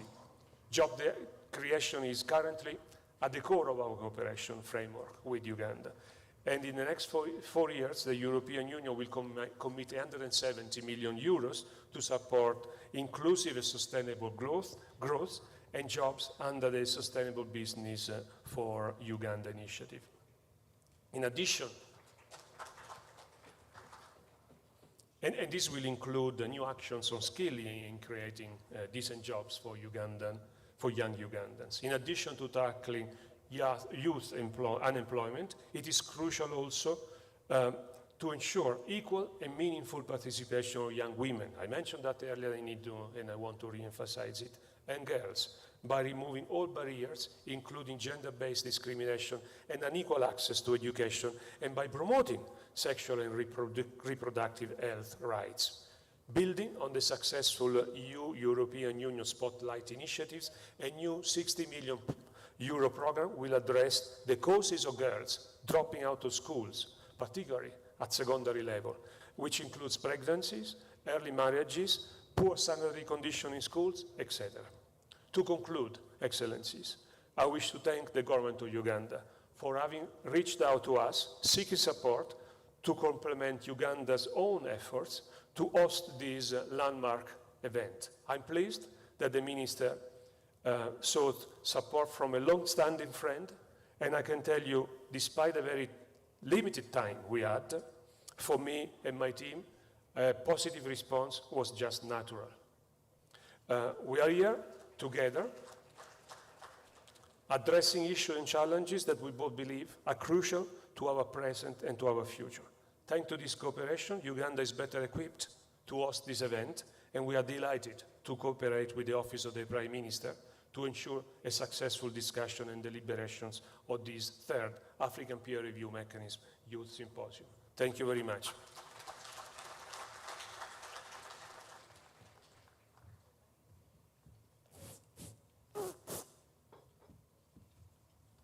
That was not enough. That was not enough, yet you know that European Union really supported most of you to be here. Another round of applause. We need adequate skills to fill the job market. Your Excellency, the next speaker is Professor Eddie Maloka, the CEO of Aprm Continental Secretariat, and before joining Aprm, he was the special advisor to the Minister of Foreign Affairs of South Africa, and also a special envoy of South Africa to the Great Lakes region. Professor Eddie Maloka, you're welcome to address the people. Thank you.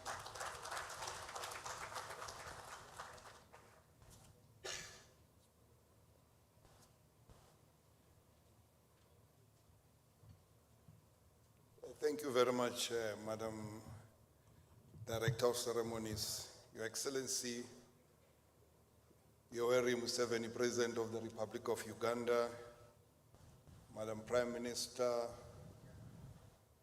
Honorable Robina Njamnabanja. I apologize for pronouncing your surname correctly, Madam.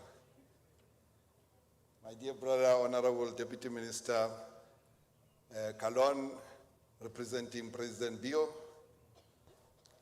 the focal point of APRM in Uganda, Honorable Minister Lugolobi, Your Excellencies, Ministers, Ambassadors who are here, focal points, our colleagues from Addis Ababa, members of the Permanent Representative Committee, heads of delegation, members of parliament, Honorable Lydia, who's the member of the panel of eminent persons of the Aprm, who's here and newly appointed, our youth envoy who addressed us earlier, our colleagues from the European Union, led by our dear colleague, Ambassador who just addressed us, the AU Commission that is well represented by a strong contingent led by our dear sister who spoke to us earlier today, distinguished youth participants, led by our two young conveners, excellencies, who spoke to us earlier today,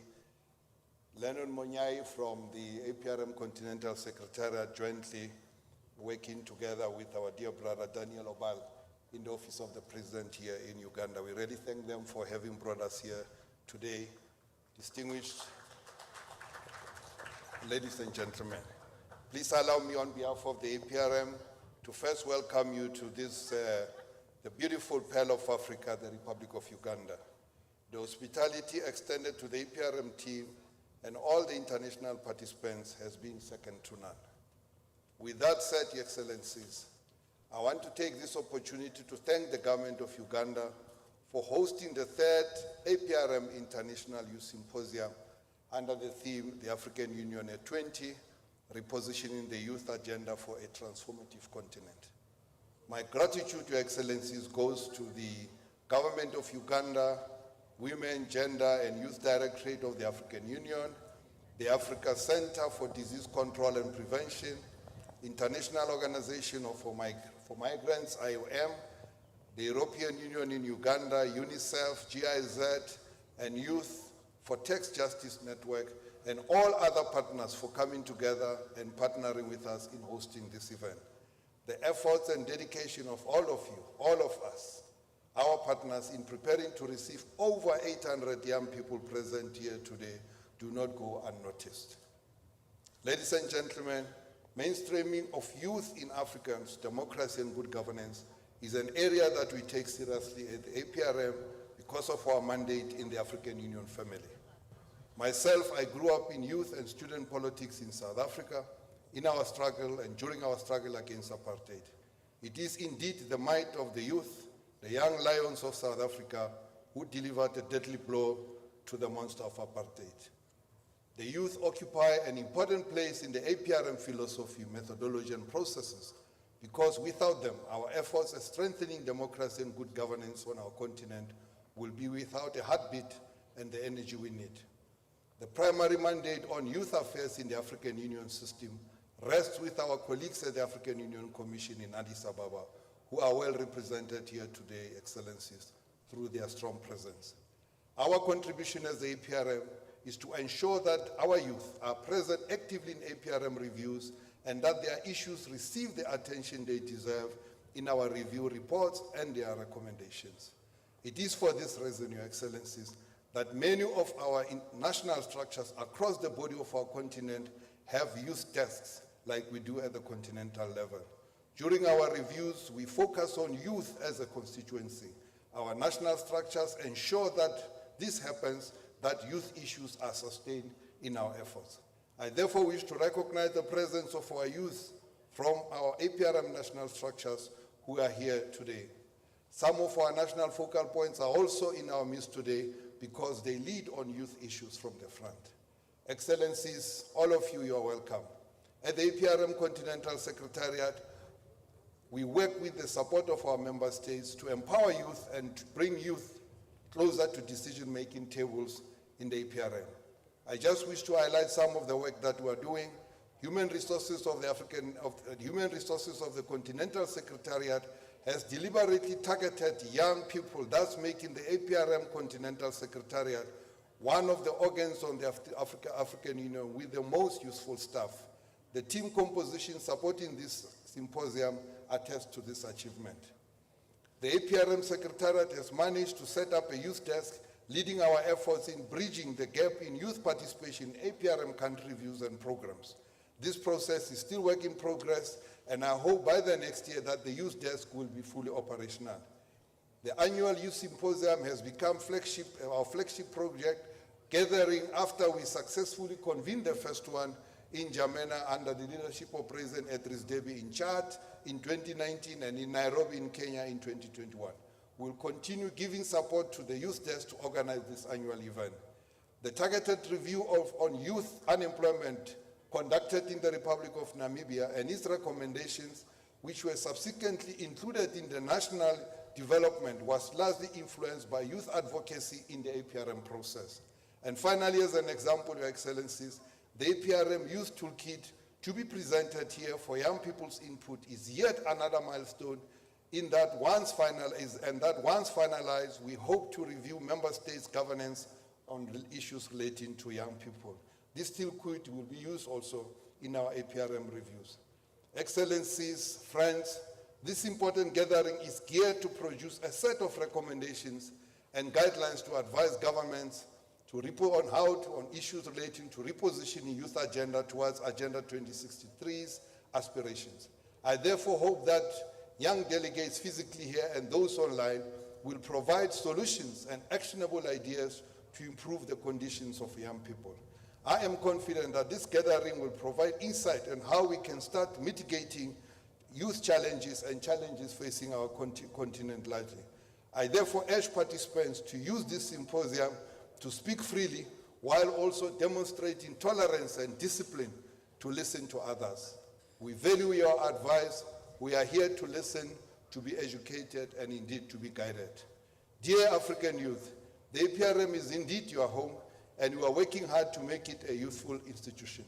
The APRM will continue its efforts in bringing young Africans closer to decision-making tables through facilitation of engagement between governments and its citizens.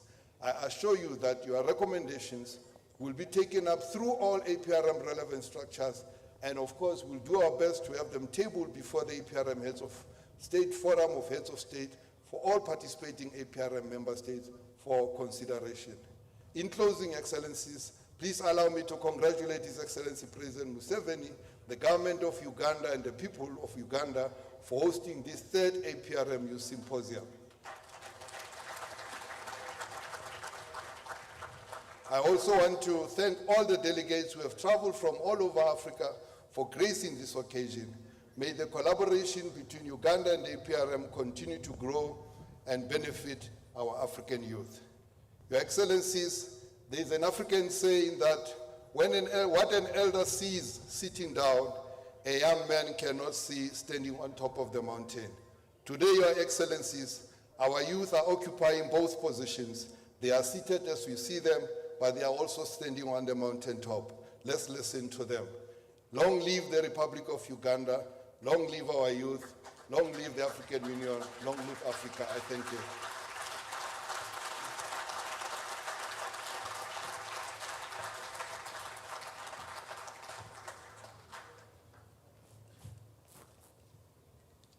Was that enough? I think we have exhausted the time we're supposed to use. So the other speakers who are going to come, please, let's keep the time. We were supposed to be having His Excellency Moussa Mahamat Faki, the chairperson of the African Union Commission, but she sent a representative, and I would request the representative to come. 3 minutes. Chidu Pemba, please come forward. Thank you.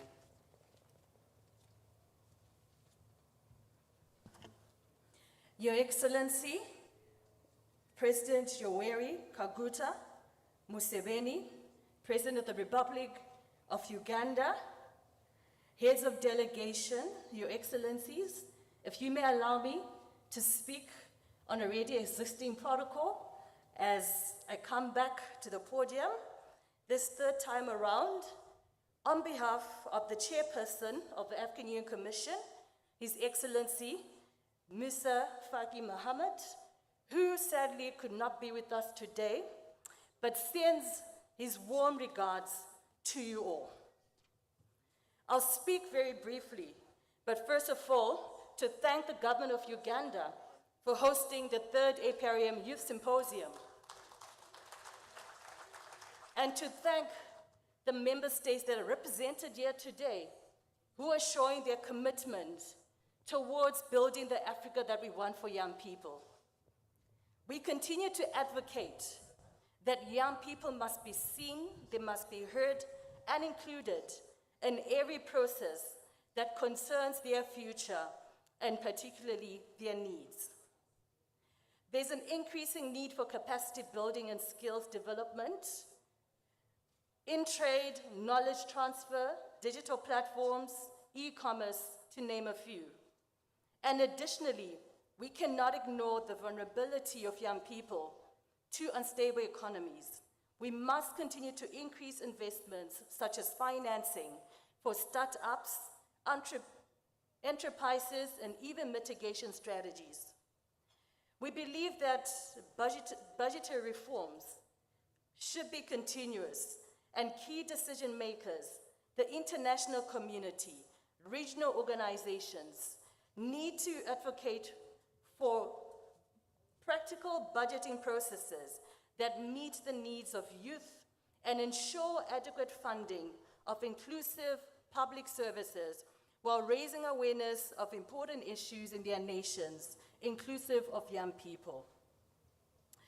I'll end with speaking on behalf of His Excellency, Mr. Faki Mohammed, to something that is very dear to his heart, and has requested that I convey this message as the Chairperson's Youth Envoy, that we must not forget the marginalized communities.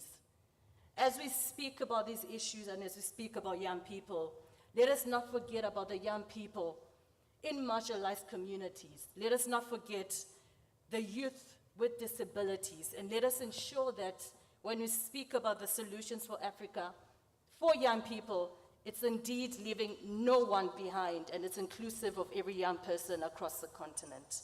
I thank you.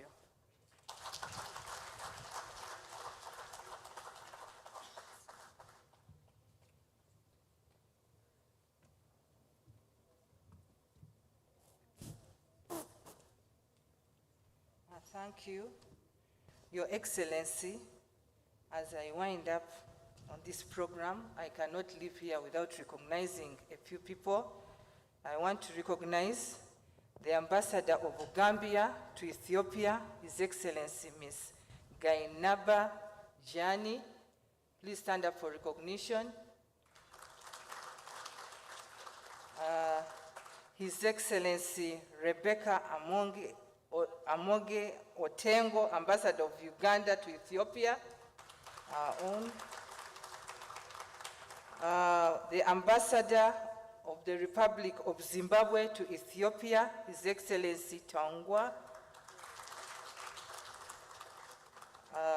The Ambassador of the Republic of Sierra Leone to Ethiopia, His Excellency Adekuli King.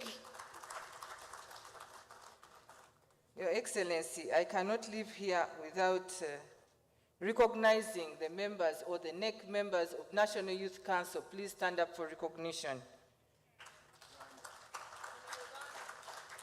The National Youth Council of Uganda, the NEC members. I haven't seen them. Are they here? Yes. And I cannot leave here, Your Excellency, without thanking Mr. Obal for spearheading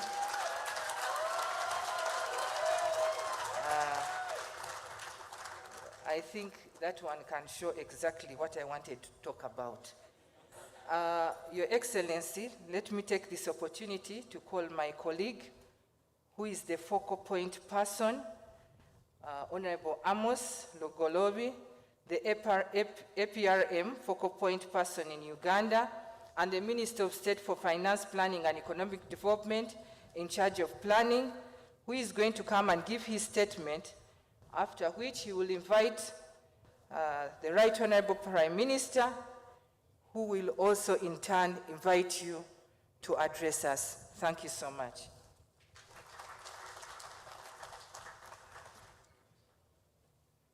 Thank you so much.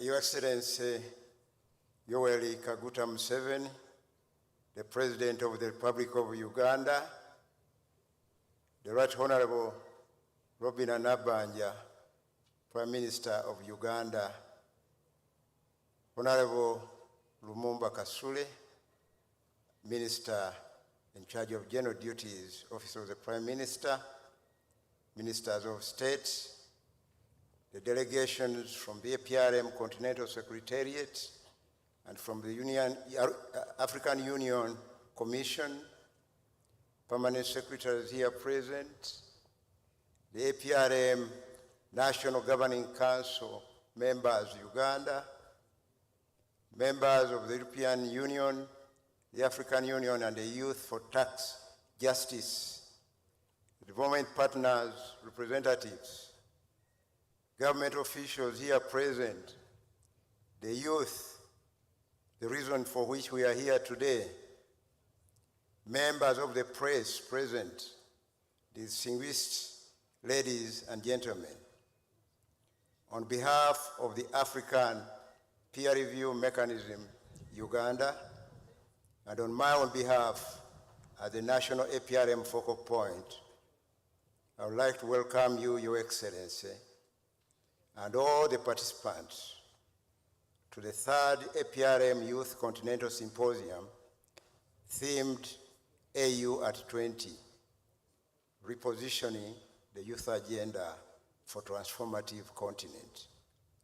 Thank you, Your Excellency, for honoring our invitation. Let me take this opportunity to thank the Aprm Continental Secretariat for giving Uganda this opportunity and partnering with us to host this significant event. This has provided an opportunity for the country, Uganda, to share, and other countries, to share experiences and best practices on harnessing the demographic dividend by empowering the youth and creating an enabling environment for young people to be an integral part of our development. I wish to express our heartfelt gratitude to the European Union and the Youth for Tax Justice Network for the financial and technical support to ensure that the Youth Symposium is a great success. In the same spirit, I appreciate all the sponsored and self-sponsored youth for being part of this event and ensuring that the event is successful. Your Excellency and distinguished participants, as you are aware, the Aprm was established in 2003 by the heads of state and government of the African Union as a self-monitoring initiative to promote good governance in Africa.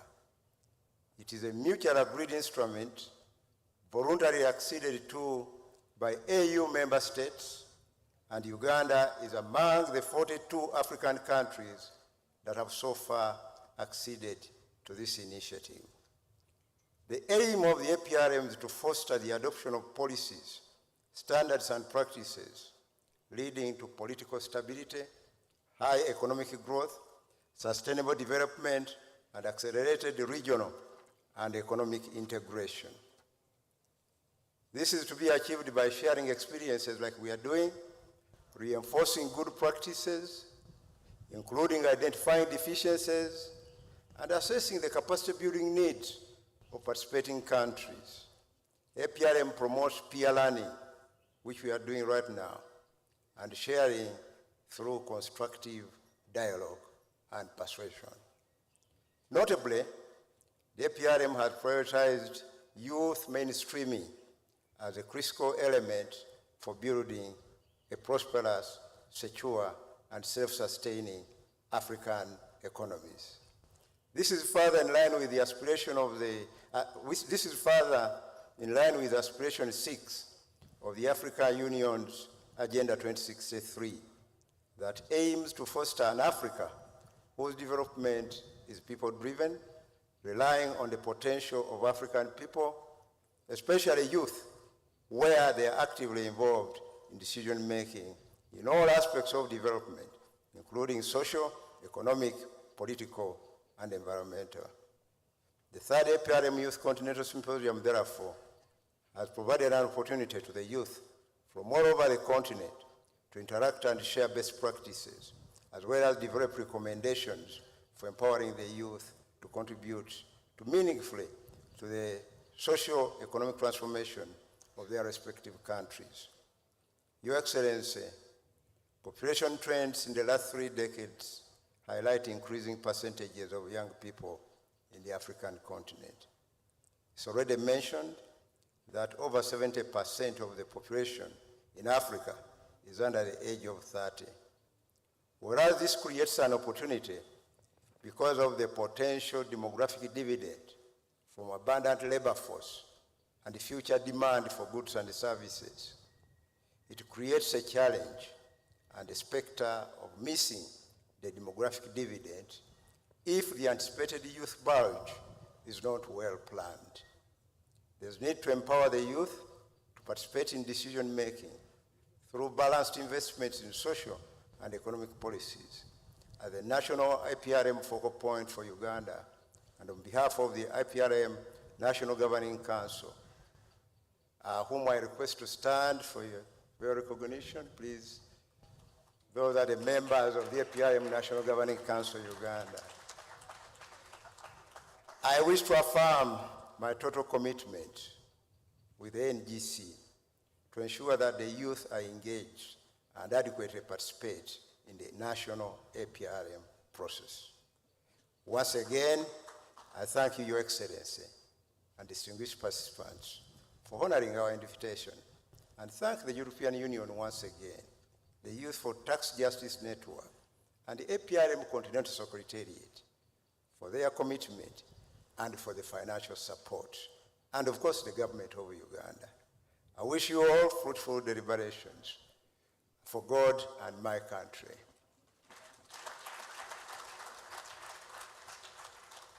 May I now take the singular honor to invite the Right Honorable Robin Anabanja to address this gathering, and also to invite His Excellency, the President, to address us.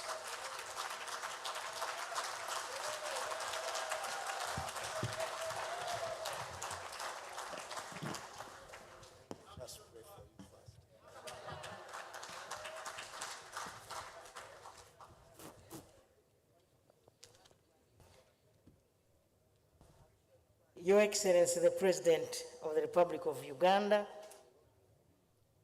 the Honorable Ministers, Your Excellency, the CEO of the African Peer Review Mechanism and your delegation, Honorable Members of Parliament, the Permanent Secretaries, Ambassadors, members of the European Union, African Union, and the Youth for Tax Justice, development partners, our many guests today, the young people from across the African continent, both here physically and those following us online. Ladies and gentlemen, Your Excellency, I thank you for coming to officially open this symposium of the young people from across the African continent. I would like to first and foremost thank God for the gift of life to all of us after the 2 years of difficulty with the COVID-19 pandemic. Your Excellency, in this regard, I appreciate the African member states for taking measures to control the spread of COVID-19 and protecting lives. The lockdowns and the other measures we underwent were painful, but they were meant to save lives. Your Excellency, there are reports of resurgence of infections in a number of countries, and therefore, even when we are here, we should continue to observe preventive measures. Your Excellency, this is your meeting because it is you who directed all of us to organize it. Thank you for the support and guidance you have provided.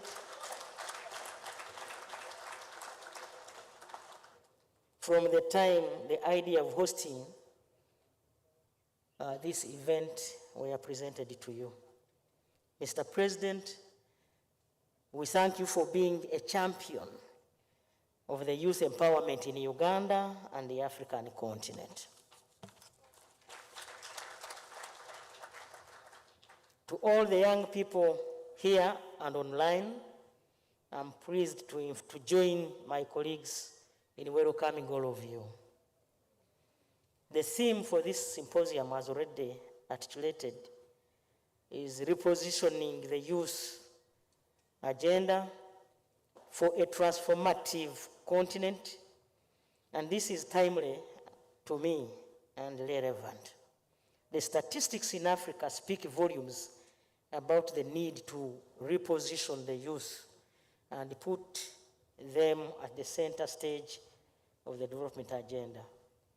Repositioning the youth in Africa, therefore, means creating an enabling environment for younger people to be innovative and develop their talent. Repositioning the youth also means providing a platform like this one, where issues affecting the young people are shared, discussed, and solutions found. Your Excellency, repositioning the youth also means providing opportunities for improving livelihoods and jobs so that the young people can be independent and productive.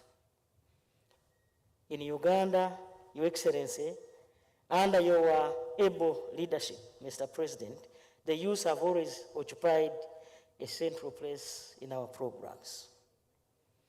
For the visiting delegations, I wish to inform you that it was the idea of our president here and the NRM government that the youth representation in Parliament was introduced.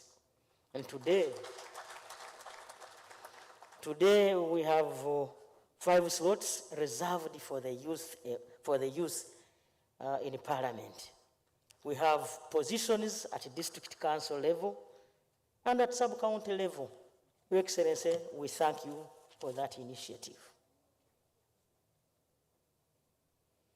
Your Excellency, but beyond the 5 slots in Parliament, because of the conducive environment for the youth participation in politics, our Parliament is generally a parliament of younger people, almost 60 and above %. Your Excellency, the NRM government also introduced other youth structures from the village to the national level. And under the National Youth Council and these structures, a number of leaders have been trained and nurtured, and they are currently occupying responsible positions as ministers, as permanent secretaries, to mention but a few. A key element that has sustained the empowerment of young people in this country is stability, peace, and security of our country, which we have enjoyed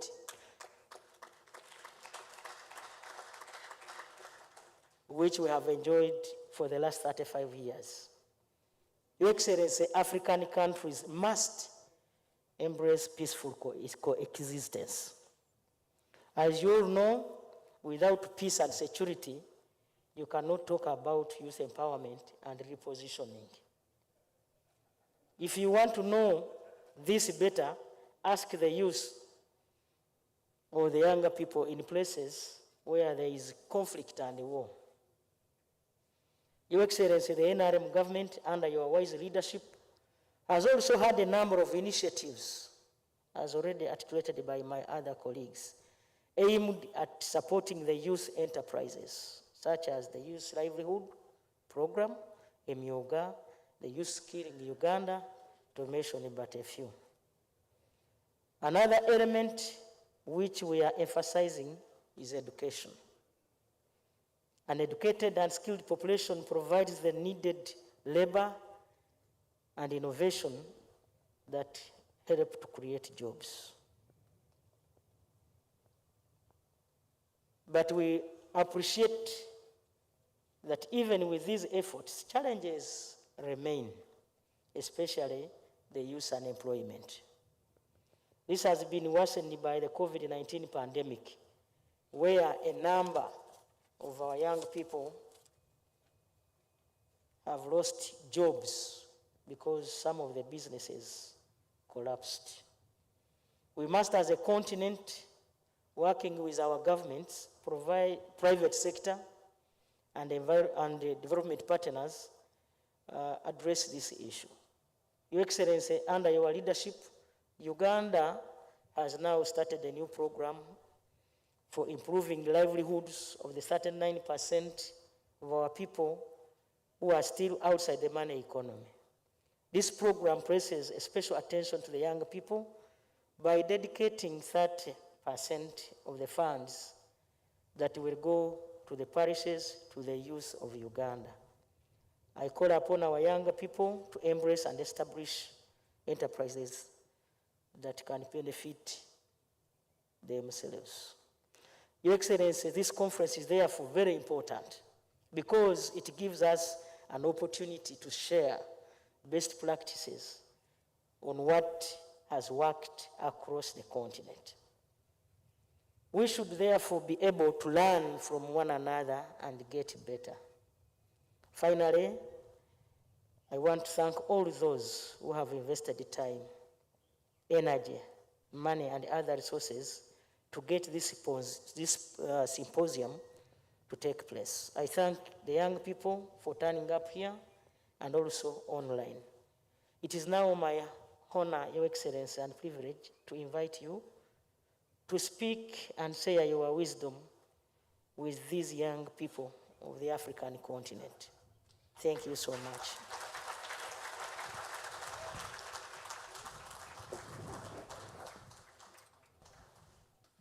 Sit down, please. Sit down, please.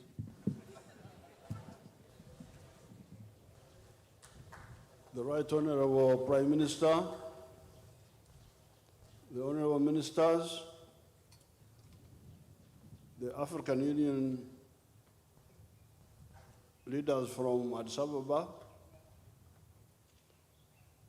the youth delegates. I'm speaking to you as a former youth.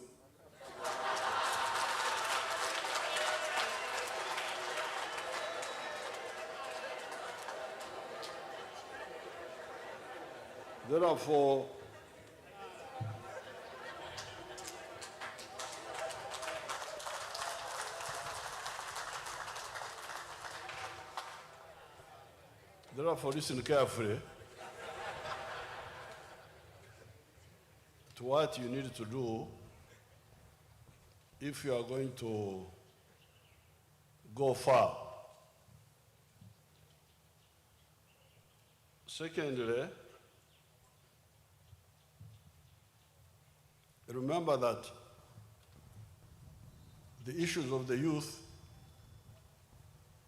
are not issues of biology.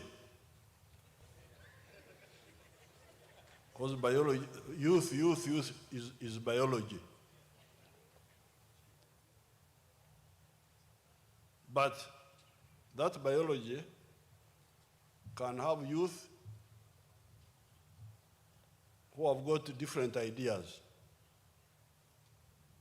Right ideas or wrong ones. When we were engaged in struggles, like you hear the professor from South Africa,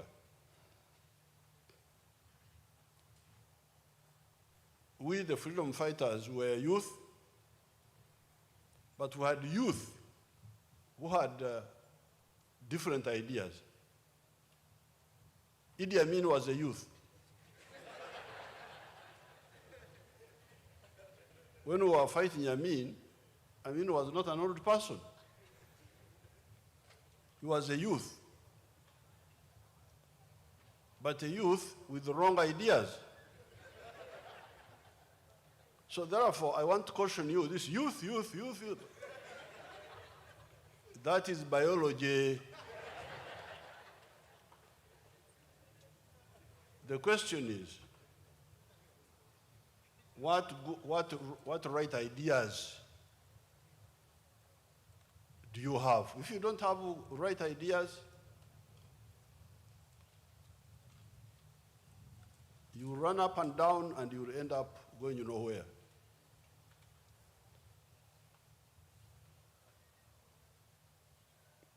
And it's not difficult for the African youth to find these ideas because they are clear cut.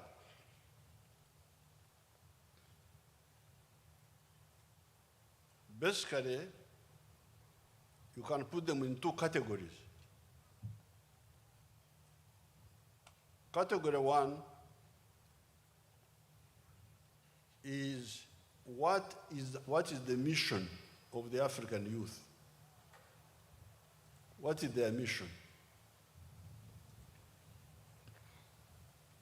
Their mission in our time, but also in your time, and beyond your time, was two elements. Number one, how would you get prosperity?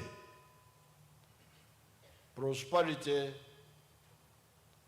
for the African people, including yourselves. Because that's part of the problem. Poverty,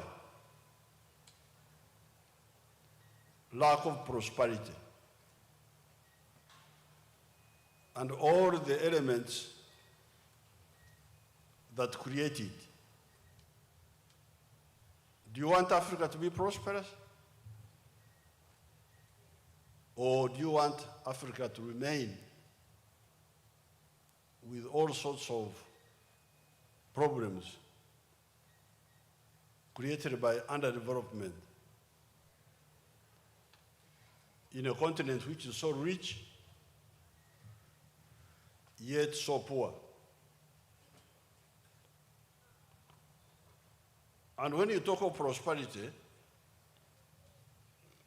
you are talking of really, how do you become prosperous? By begging? Can you become prosperous by begging? If you are of that idea, which some of the youth who were with us were, because some of them believed like that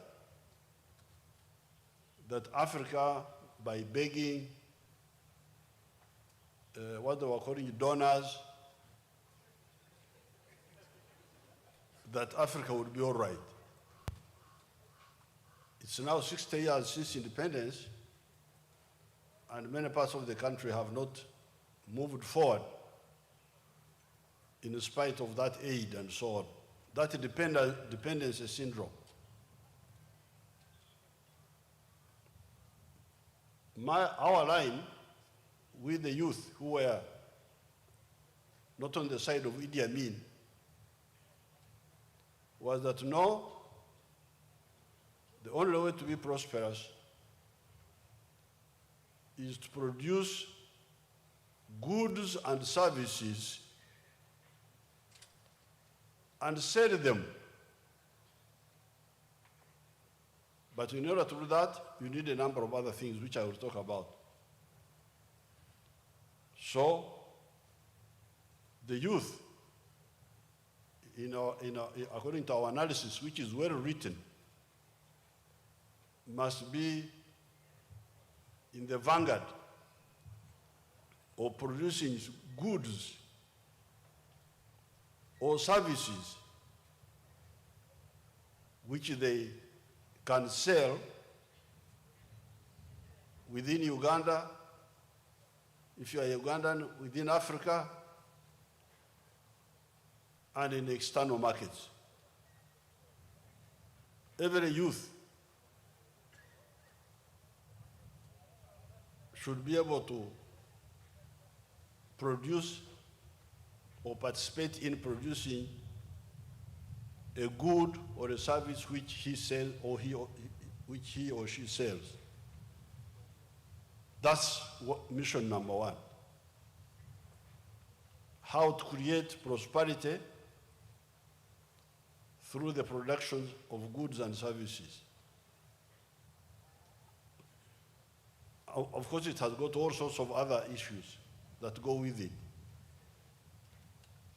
which I may not have time to exhaust. Now, the second mission, is how to create strategic security in Africa. Because now Africa is the center of chaos now, today. What is happening in Mali, Burkina Faso, even Nigeria, Niger, sometimes Cameroon, some parts of Chad, Central African Republic, Somalia, Congo, DRC, all chaos. So how do we create strategic security? This is the second mission. For everybody, but starting with the youth, because you are the ones who have got longer to stay here on earth before you go to either heaven or hell, whichever.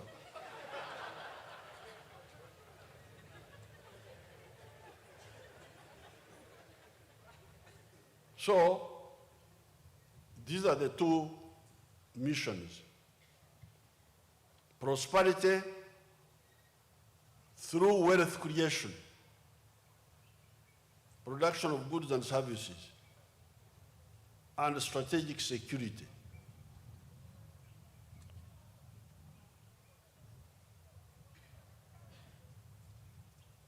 But then, if you want to produce goods and services, then you have a problem. Who buys these goods or services? Because if you produce goods and services, never mind the other issues which I don't have time to go into the issues of, because you cannot produce a good and a service unless you have got infrastructure, you have got electricity, you have got roads, you have got many other things which you need before you produce a good and a service, which of course you must put in place. But even if you do, you have the problem of where do you sell, who buys what you produce. Because you can get parts of the world, like the North America, which is comprised of two countries, United States and Canada, and Central and South America, which have got, I don't know, maybe 16 or so countries.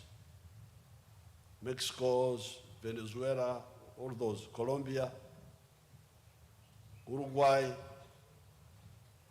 El Salvador, some of them are very small, Guatemala and so on, Brazil.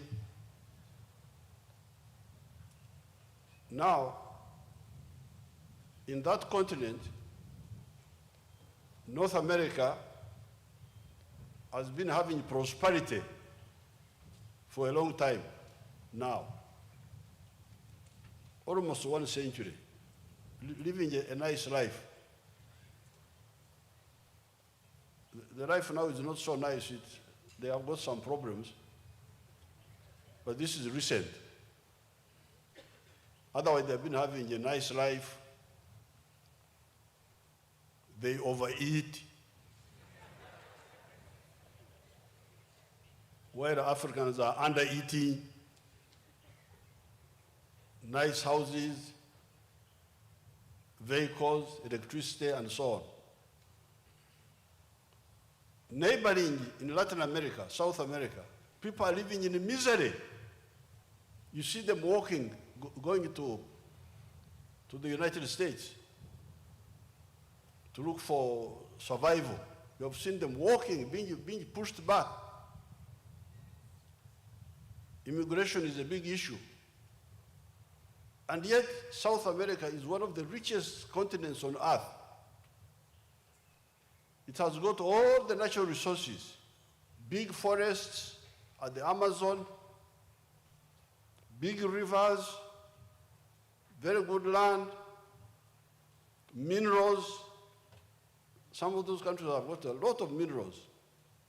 Peru, what have you,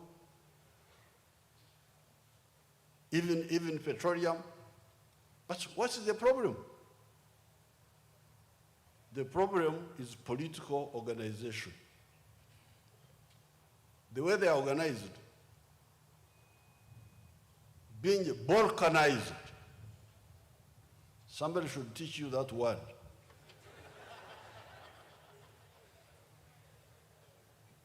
Balkanization.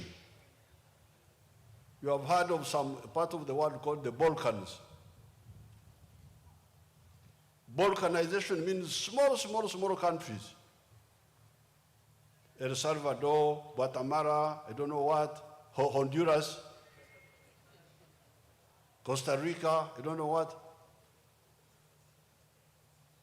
It's not easy to be prosperous in those countries. Even if you produce a good or a service, if you don't have enough people who buy from you, you cannot become prosperous. So therefore, the mission of the African youth, if you don't want to be like the ones of South America, actually you are already like that. You are trying to go to Europe through Morocco, through where? In the Mediterranean. Then you start creating wealth here, but talking among you to create a framework for how that wealth can grow sustainably. And the answer to that is market integration. The African youth, if you see an African youth, who does not talk about market integration in Africa, that youth is off the point. He will add no value. He will just be youth until you just become former youth like myself. Without adding any value. So, market integration. Because once the market is integrated, if I produce a good here in Uganda, or a service, and it is consumed by anybody who wants to do so, within the population of Africa now, which is now 1.6 billion a year, there's no way you can fail to grow, the business to grow, and by the business growing, you employ more people, you pay more taxes. Taxes are used to solve other problems in the country. Then we shall say that these are youth who know what they are doing. So that is mission number one, to create prosperity through market integration, in addition to whatever else you are doing.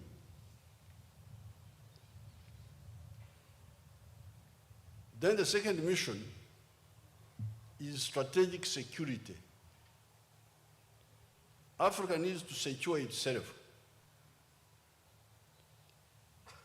against all threats. We were colonized by 1900. The whole of Africa was colonized except for Ethiopia. That colonization was due partly to external greed, but also to internal weaknesses. Our chiefs and kings were so bankrupt, couldn't defend us. And the reason they could not defend us was egocentrism. Each one is a king, each one is a king, this one is a king. They can't cooperate among themselves. Putting on lion skins. When he puts lion skins, he thinks he's a lion.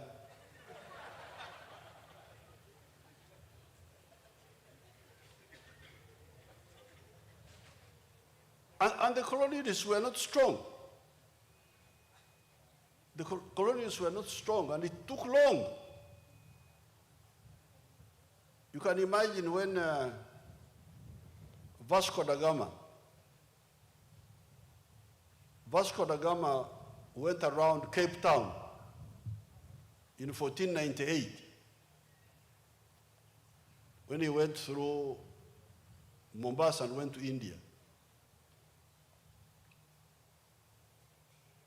The first European to get to Uganda was 1862, Huntington Speke. This is almost 400 years.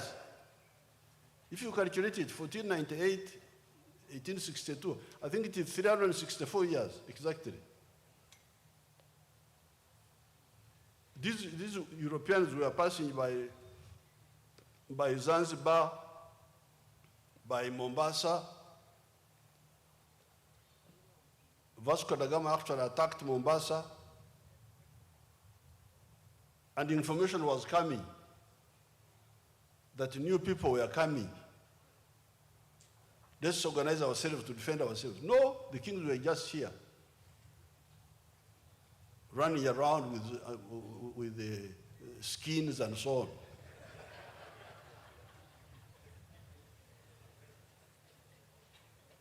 "400 years, they could have prepared themselves. But they needed to unite also, to work together.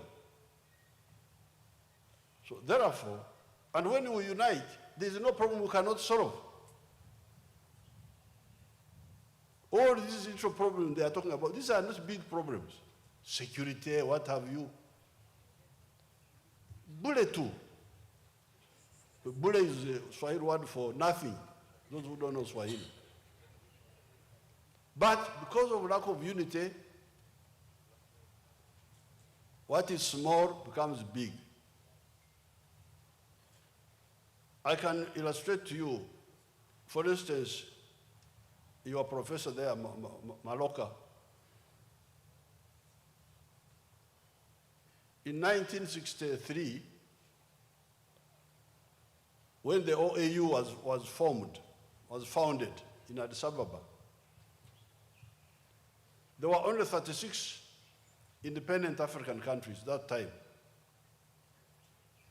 The other almost 20 were still under colonialism. When they met in Addis, our leaders, some who had some very good, strong leaders like Nkrumah and Nyerere and Gamal Abdel Nasser, Ben Bella and others, they said the whole of Africa must be free. At that time, there were still parts of Africa where the colonialists were refusing to give up. Mozambique, Angola, Zimbabwe, Namibia, South Africa, Guinea-Bissau. The colonialists were refusing to leave. our African leaders passed a resolution saying that those parts of Africa must be free, peacefully, but if anybody refuses, we shall remove him by military force. The Europeans laughed. What can Africans do? They just laughed. What can Africans do? Oh.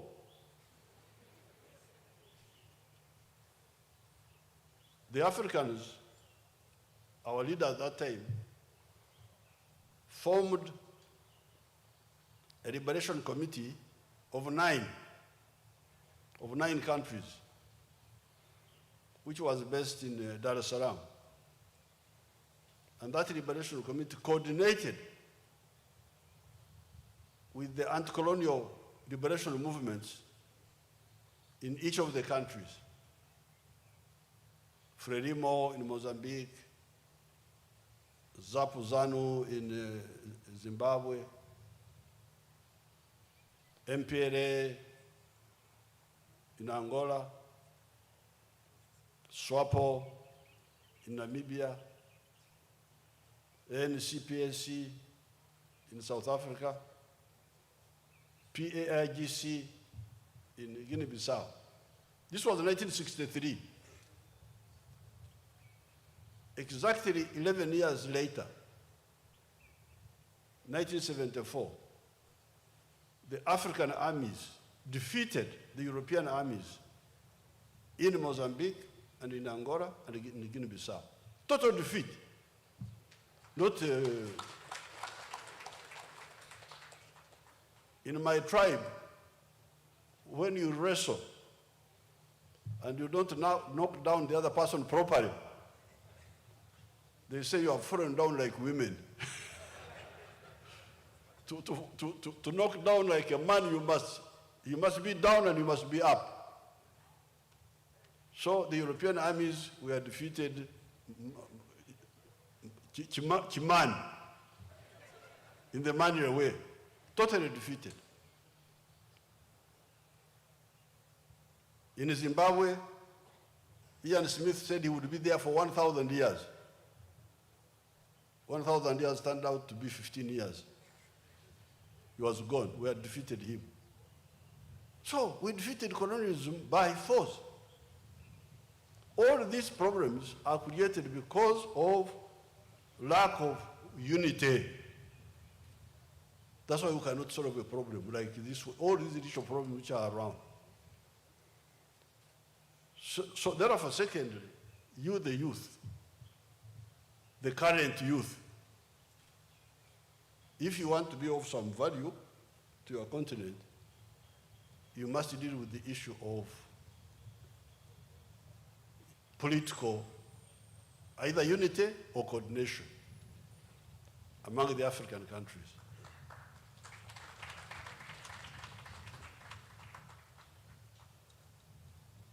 But in order to do that, it's not a problem. Because because part of the problem is the way some of the people think. Because when they talk about Africa, they talk about, oh, there are so many tribes in Africa, so many what? No, sir, madam. The African groups are only in 4 categories by language, 4 linguistic groups. Group number 1, the Niger-Congo group of languages.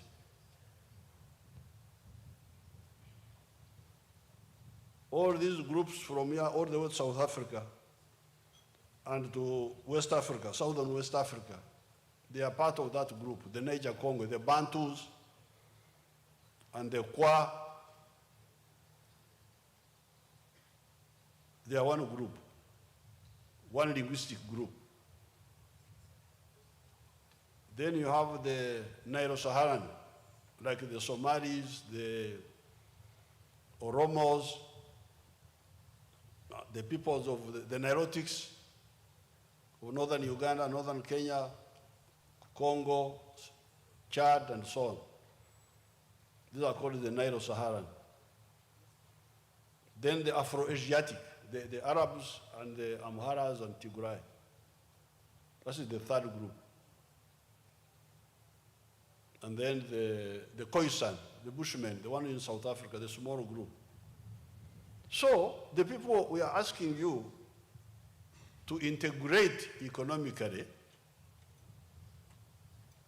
so that they work for their own prosperity and coordinate or unite or harmonize politically so that they guarantee their security, are actually people who are either similar or linked. But because of ideological bankruptcy, all the parasites emphasize differences, tribe, this tribe, religion. And you don't counter them. You don't tell them that you, Satan, go away. You are useless. You are against my prosperity. I want a common market of Africa so that I can sell my products. Because me, I am a producer of wealth. I'm not a parasite. I don't depend on anybody. I depend on myself. All I need is a market big enough to support my production. So when somebody comes to tell me about tribes, religion, I say, Satan, go away. You are useless. You have no value to add.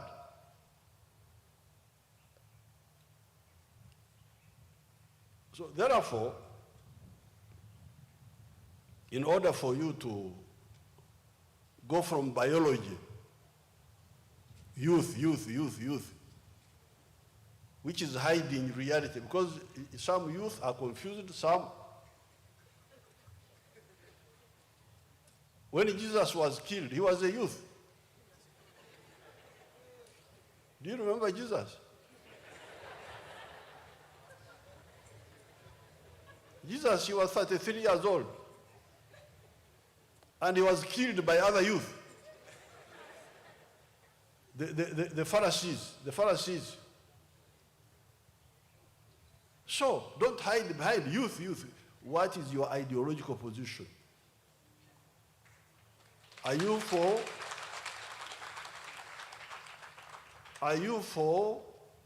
we are not talking about just youth. Yes, youth is one side, but what is your ideology? So it is youth, it is biology and ideology together. That's how you get a forward movement. So here in Uganda, because we have been involved, the other day I saw them. Did you see that they were burying in Congo? They were burying the tooth of Patrice Lumumba, the tooth. Lumumba was a good leader in Congo, and he had been elected properly. But the traitors working with the imperialists killed him and dissolved his body in acid. Can you imagine? Prime Minister, the one who won a democratic election, he was killed and his body was dissolved in acid. But there was apparently a Belgian policeman who was nearby, and apparently Lumumba had a golden tooth. Somebody had put gold in his mouth. So this policeman kept the golden tooth and kept it, took it away. And then when he was dying, the Belgian policeman, when he was dying, he left the tooth with his daughter. Then later on, some people heard about it and they got it from her. This is the one they were burying the other day.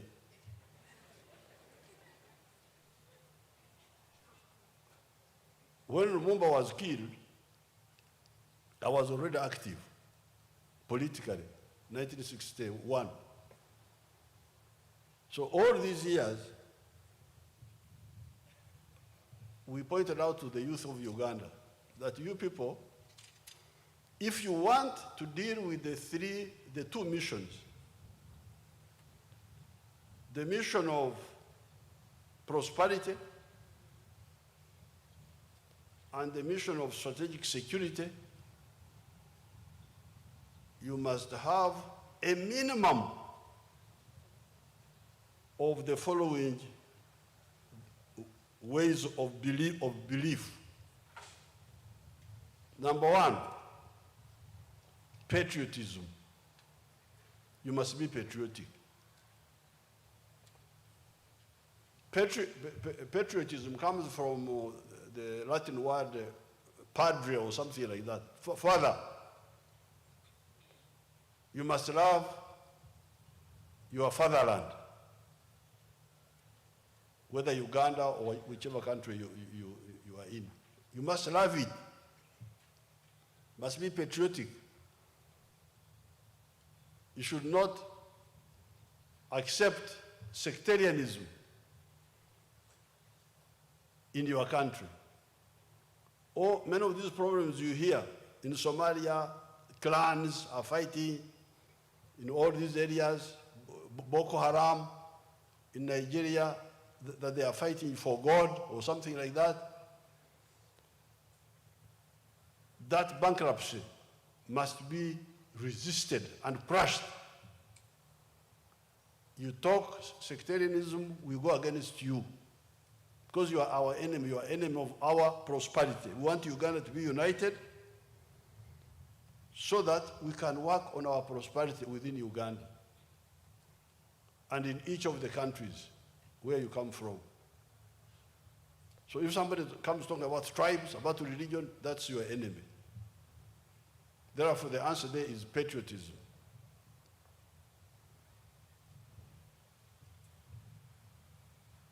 I discovered there's what they call, do we have some young people who speak French here? Do you have some of you who speak French? Are there some French speaking? Are there some? Stand up and I see. Français. Oh, comment allez-vous? Ça va bien? Sit down.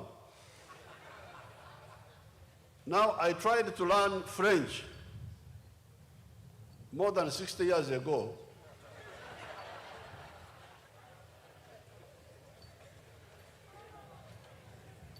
But I didn't go far. But I kept some words. Fermez la porte, ouvrez la porte. But one which I kept reminding is beaucoup dormir. Beaucoup dormir. That means you are sleeping a lot.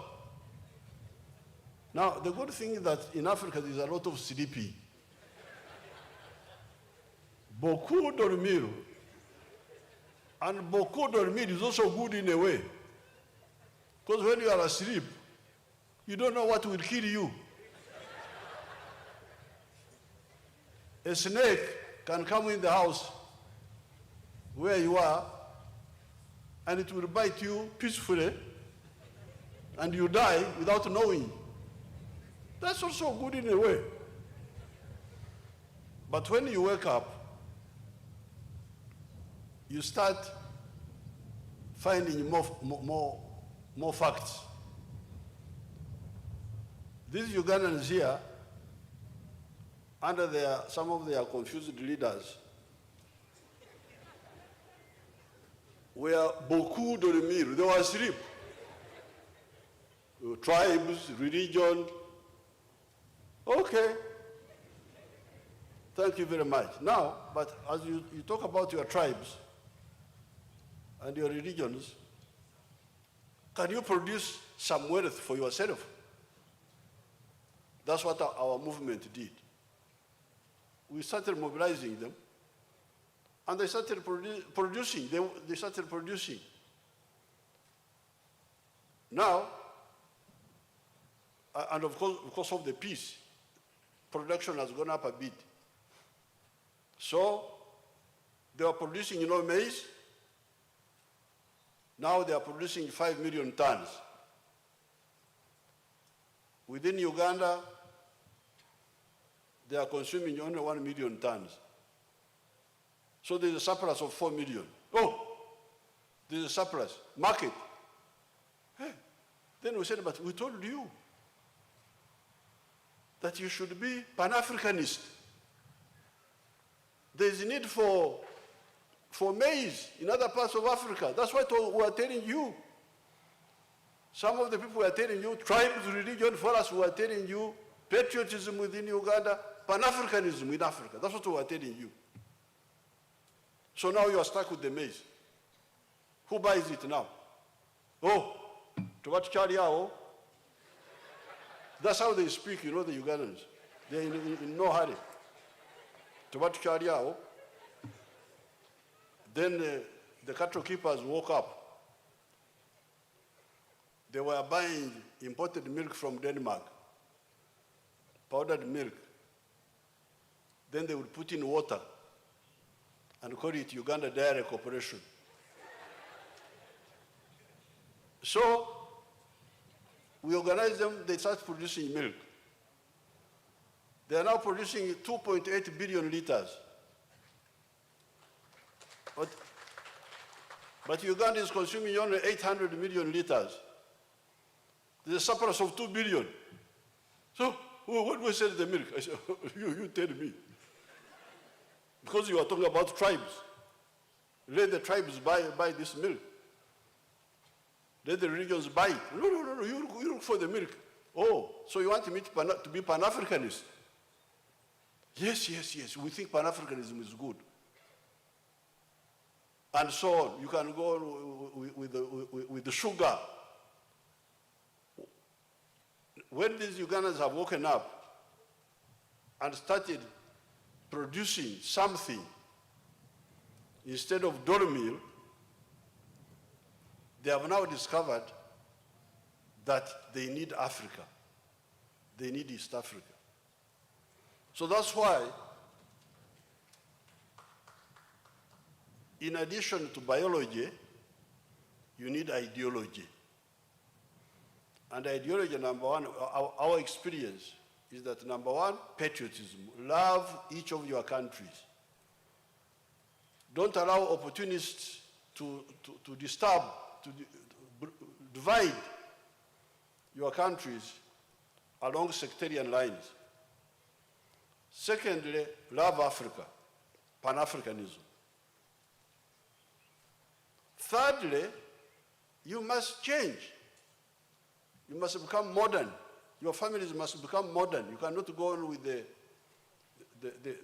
pre-capitalist mode of life. You must build a middle class and a skilled working class. That's why we talk of socio-economic transformation.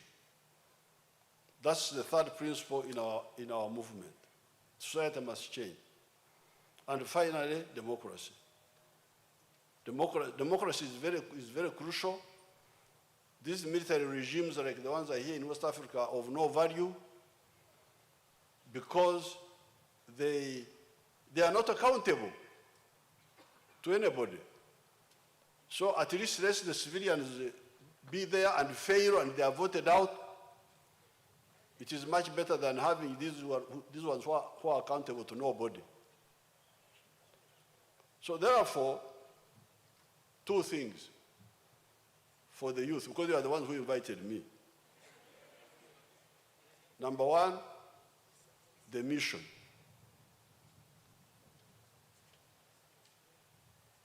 Prosperity and strategic security. Number two, the ideology. Patriotism, Pan-Africanism, socio-economic transformation, and democracy.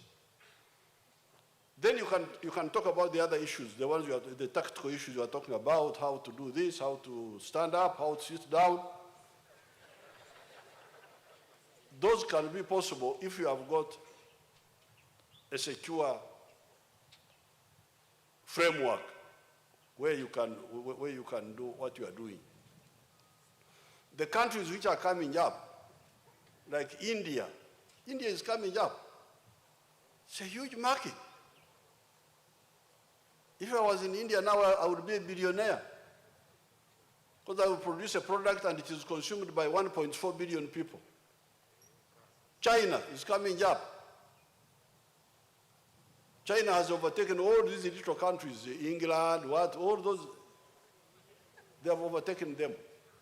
They are only now second to the United States. Why? Because of the market. The size of the market matters. So therefore, youth, biology and ideology, merci beaucoup.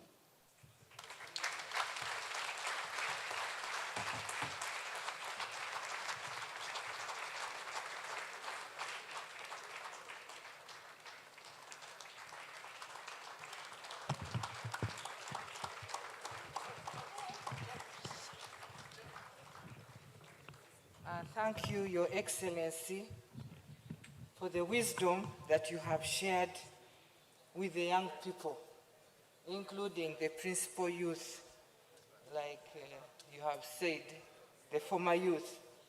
That was not enough. Another round of applause.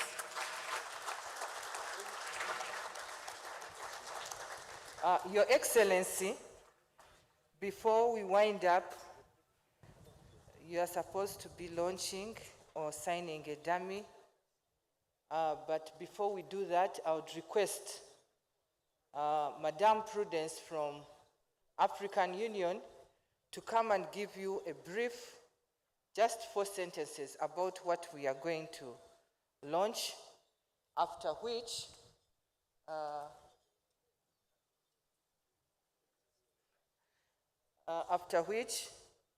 you will sign.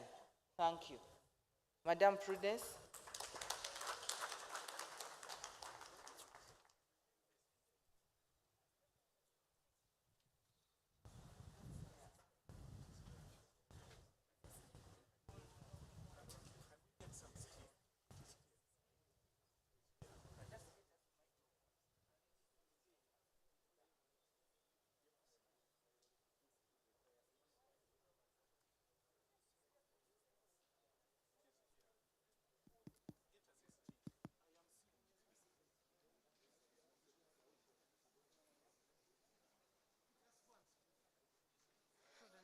Thank you very much, Your Excellency. All protocol duly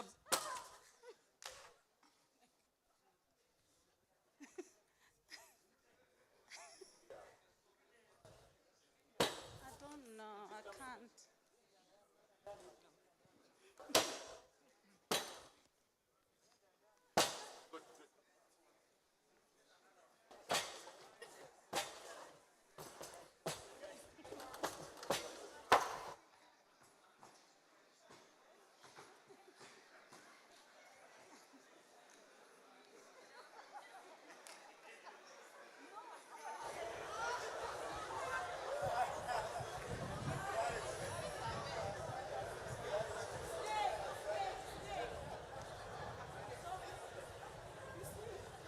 All right, ladies and gentlemen, we do apologize about that. There was something here. It was a snake, definitely. But we are now safe, so we can all settle and get back to the end of our program, please.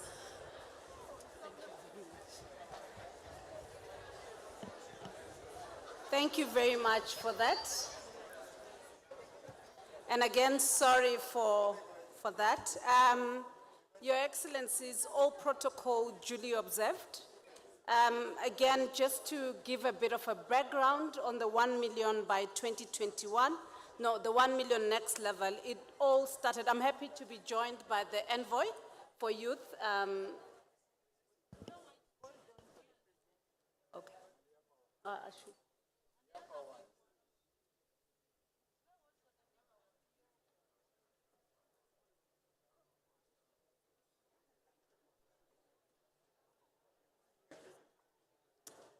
We should hold on a bit for the president to come back. Oh, okay. No, I'm scared.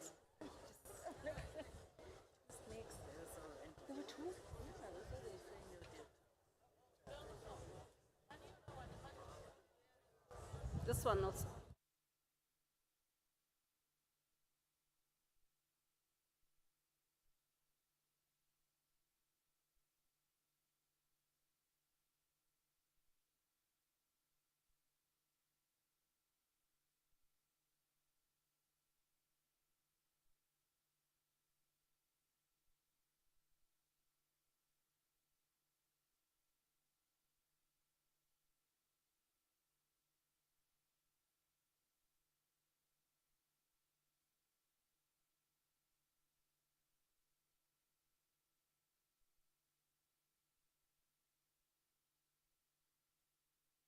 Your Excellency, the President of the Republic of Uganda, I am joined by the Youth Envoy, the AU Youth Envoy of the Chairperson on Young People. First of all, I've been asked to introduce the initiative, the 1 million by the 1 million next level. But before I do, also just to introduce myself, my name is Prudence Nongululego Ngwenya. I'm from the beautiful Kingdom of Eswatini, and I represent the African Union Commission. I'm the acting director in the Women, Gender and Youth Directorate.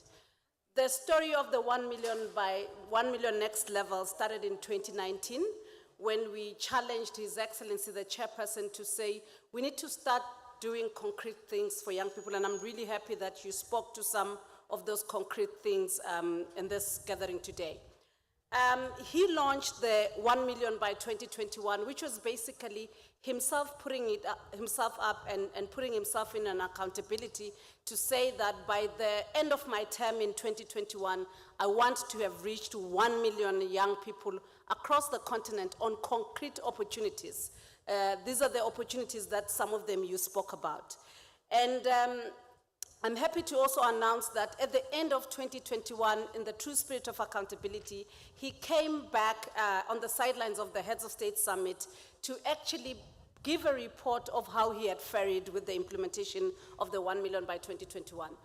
Again, happy to say that at the end of 2021, we had reached 8.7 million young people across the continent with opportunities in education, employment, entrepreneurship, the market situation that you are speaking about, and business development services, as well as engagement and education. Education, employment, entrepreneurship, and engagement.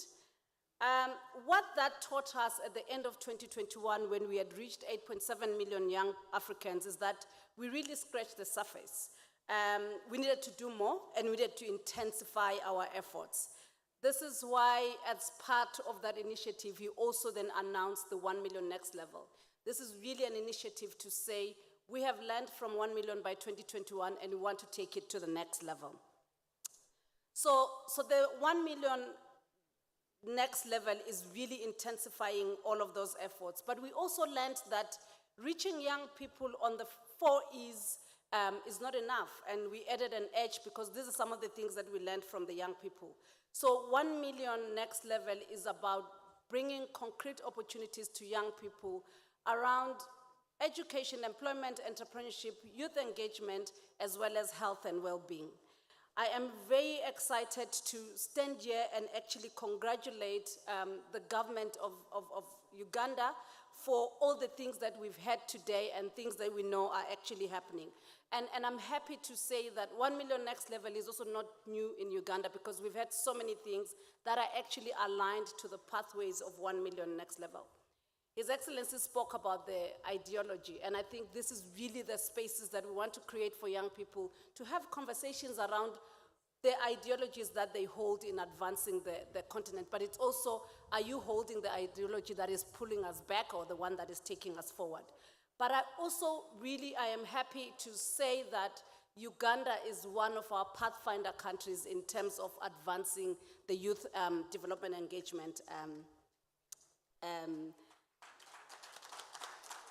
work on the continent. And we know this because we hope also, because we know this, we know because we've heard today that there's very vibrant youth engagement and youth participation mechanisms.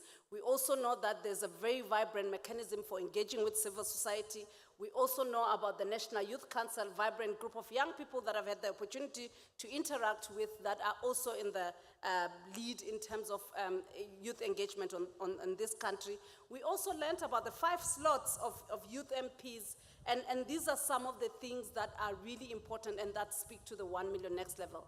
And lastly, and most importantly, we really applaud you, Your Excellency, for the role of even having a presidential advisor who is a young man and who has actually been working with us closely and who's also worked in pulling all of this together. Now, Uganda is obviously our pathfinder country. We want the 55 member states in the continent, and we want all of them to learn from the lesson of Uganda. So our responsibility going forward is really to come here and say, we are committed as the African Union Commission to work with Uganda, first of all, to take and advance the 1 million next level, but also to bring Uganda to the other 54 member states. And I know Namibia came today through my sister Desiree to say Namibia wants to follow the footsteps of Uganda. So we're already beginning to influence the continent, and we want all 55 member states to come and say, at the national level, we are going to do 1 million next level, and we want to do concrete opportunities, bring concrete opportunities to young people. AU is committed to work with the country to effectively domesticate 1 million next level, as well as foster experience sharing with other member states. I really want to thank you all and also thank the young people who are here to witness this big event for us. Thank you.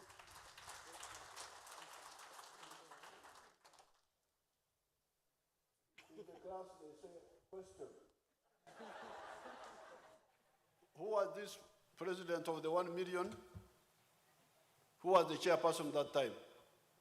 It's the chairperson of the African Union Commission, His Excellency Museveni Mohammed. Oh, Muhammad? Yes. Yep. So he wants us to challenge him or what? Actually, he wants to reach 300 million young people by 2030. The challenge, he didn't ask me to say this, the challenge is... You want my contribution? Your contribution is towards... I will also see how to reach 1 million in the coming year. Thank you very much. We would really love that. Thank you. Although I have reached more than 1 million, but this one is, these are millions within Uganda, but we can work to reach the 1 million in Africa, in other parts. You are from Zimbabwe? From the beautiful kingdom of Eswatini. Eswatini. Sawubona. Yebo baba njani. Siyabonga. Thank you. You see, that girl. These people, her group, and Professor Makoka, they are all migrants from here. We are coming back, Your Excellency. They are all diaspora from here. But when they left with the old words, like like Kubona. Kubona, that's how they greet, all of them, even the Zulu, Sawubona, Sawubona. They greet like that, meaning Ukubona is to, in their version, is to see. I have seen you. But here, we have the same word, but we are no longer using it to mean to see. We now use it to mean to find something that was lost. Nachibona. I was looking for something which was lost. I have found it. Sawubona. Do you have the group of Dumera? Are they here? Dumera, the Tswanas and all that. That's Botswana. Botswana and Lesotho. And Zimbabwe, Mascati. Makadini yenyu. and Zambia, Muliwanje. Muliwanje. Now, kuna Waswahili hapa? Waswahili wako wapi? Wasimame niwaone. Waswahili wanatoka wapi? Wanatoka Kenya na Tanzania na Burundi. Asante sana.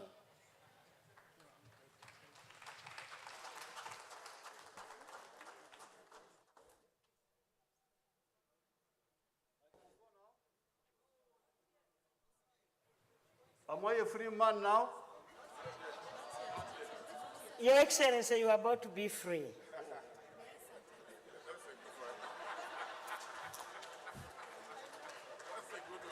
Your Excellency and our delegates, present among us is the Honorable Kasule Lumumba. I thought I should introduce her. Please stand up for recognition. We also have Honorable Lydia Wanyoto. I also feel like I need to introduce her. Your Excellency, let me now take this opportunity to invite you to launch the 1 million next level initiative.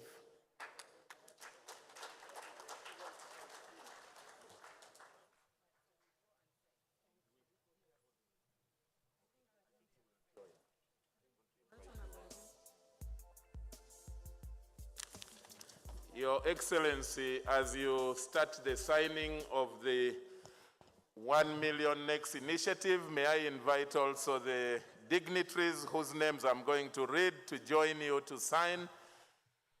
The Right Honorable Prime Minister, the Honorable Robin Anabanja, will also sign.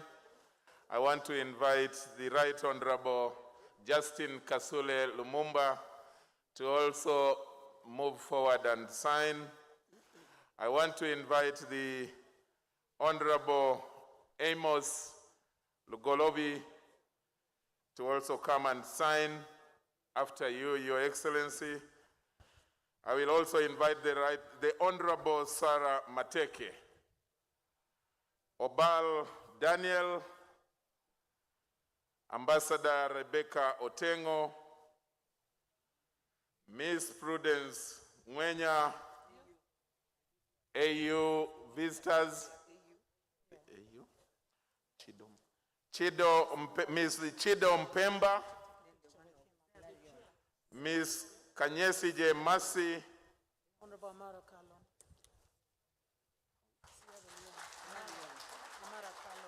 Honorable Amara Kalon, join the signing. The CEO of the Aprm, and Ms. Kichoncho Brenda. Kindly, those persons, those dignitaries whose names I have read, kindly join His Excellency to sign the Uganda 1 million next level initiative.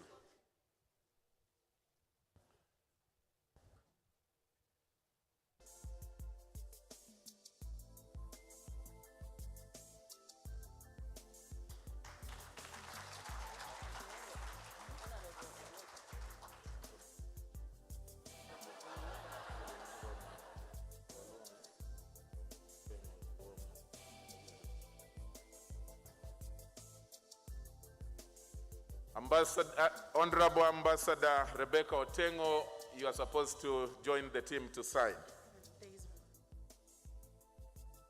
Miss Daisy Mathias, join the team to sign as well.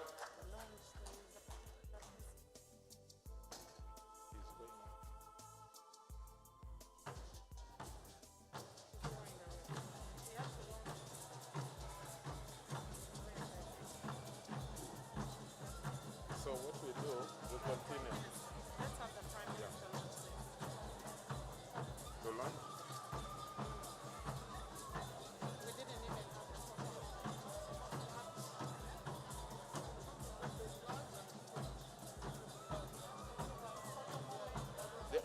the Honorable Prime Minister can.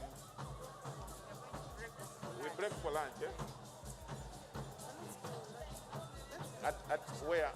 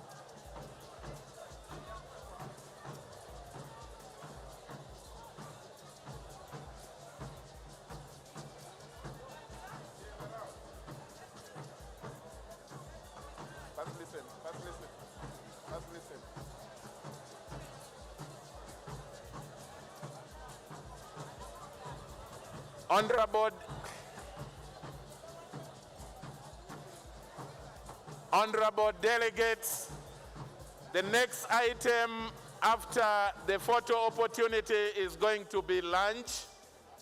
The lunch is going to be in the tent ahead of us there.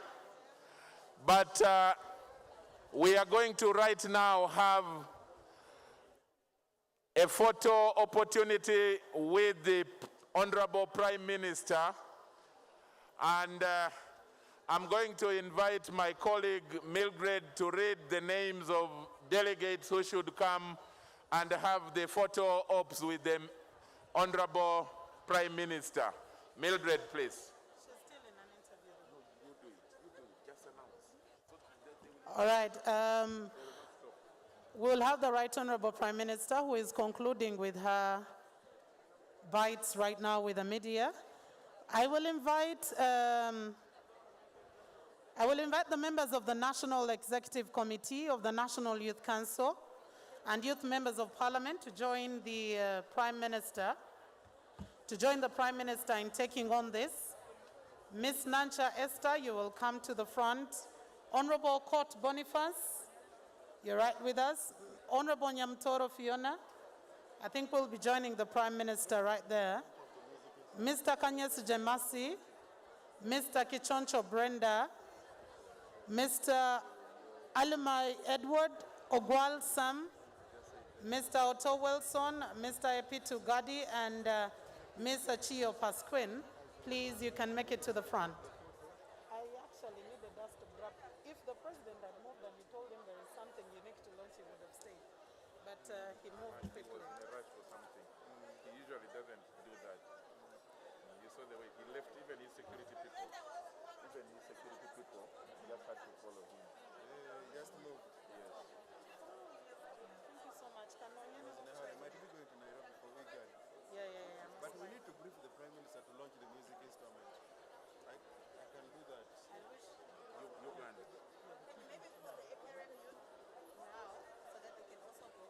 Do you remember the story of Aisha? Lunch is in the tent down, and we are going to have a lunch break of 1 hour. We are going to have a lunch break of 1 hour. We will be back here at 4:30. 4:30, we will enter into the next schedule or discussion.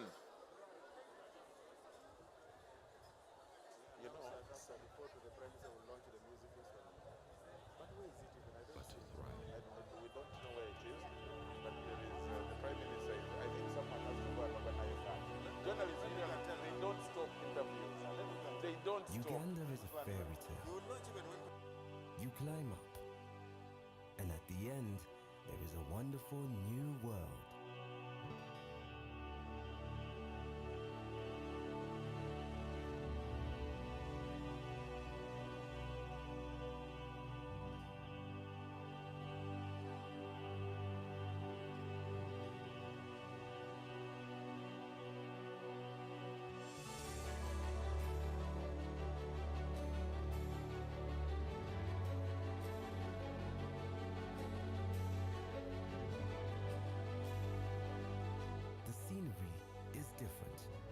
Vegetation is different, climate is different, and most of all, the people are different from anything elsewhere to be seen in the whole range of Africa.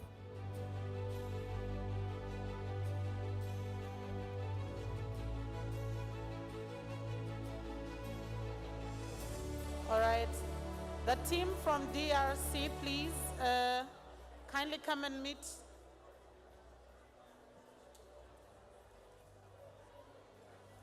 The list that I read out earlier of the National Youth Council and the National Executive Committee, please come through. And we also have a special, to my dear colleagues, the media, we have a special... There's nothing to launch. There's nothing to launch.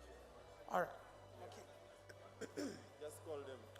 The members of the National Executive Committee and the National Youth Council, please, plus the members of Parliament, make your way to take a picture with the Prime Minister. Honorable Court Boniface, Honorable Nyamutoro, please make your way to take a picture with the Prime Minister. Then all the APRM youth and the African youth, African Union youth, and the APRM Secretariat, please. I am kindly requesting the APRM CEO as well to join the Prime Minister in this picture. And then we'll have all the APRM Secretariat youth and the African Union youth joining in that picture as well.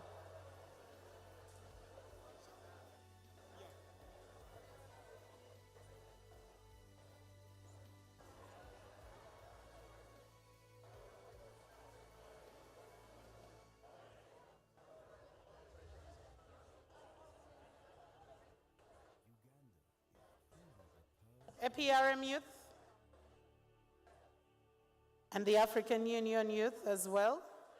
Kindly join in the picture, and we will all join in for lunch at the tent at the lower side.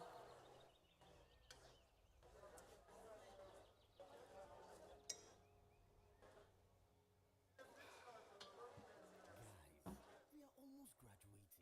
What does the future hold for us African youth? After graduating from college, is securing a job certain? I want to further my education.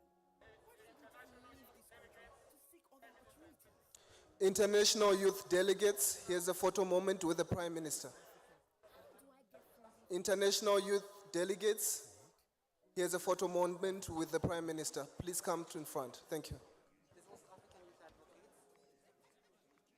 for me, I just want to expand our family farm and set up a food processing company. But how can I easily transport and sell my goods to other African countries? Have you not heard of Agenda 2063? What is Agenda 2063? Agenda 2063 is the master plan for transforming Africa into a global powerhouse of the future by the year 2063, and ensuring that Africa's development is driven by investments that are sustainable and benefits all people, and that development activities will promote unity, self-determination, freedom, progress, and collective prosperity, pursued under the ideals of Pan-Africanism and the vision of Africa's Renaissance. Do you know Agenda 2063 aims to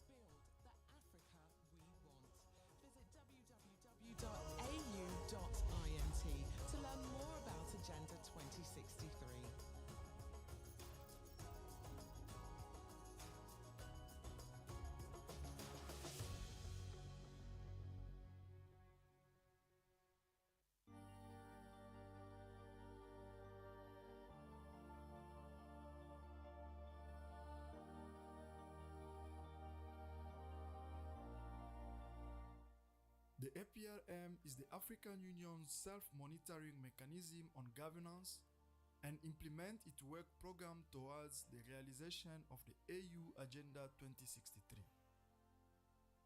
In 2016, the APR Forum of Head of States and Government, chaired by His Excellency President Uhuru Kenyatta of the Republic of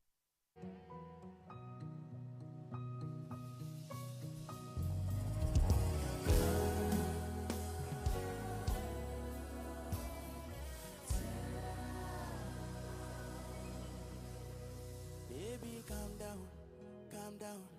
Yo, this your body, puts in my heart for lockdown, oh lockdown. Yo, you sweet life, Fanta, oh yeah, Fanta. If I tell you, I don't really mind, they just they whine. Oh, many times you try to whine me. Baby, no go mind them, just be whiny. Many man, they try to whine you. But I don't really mind, they just they whine. Oh, many times you try to whine me. Baby, no go mind them, just be whiny. So me say, ciao, Jawa. Look into my eyes, oh baby, Jawa. Will you be my wife, oh baby, Jawa, baby.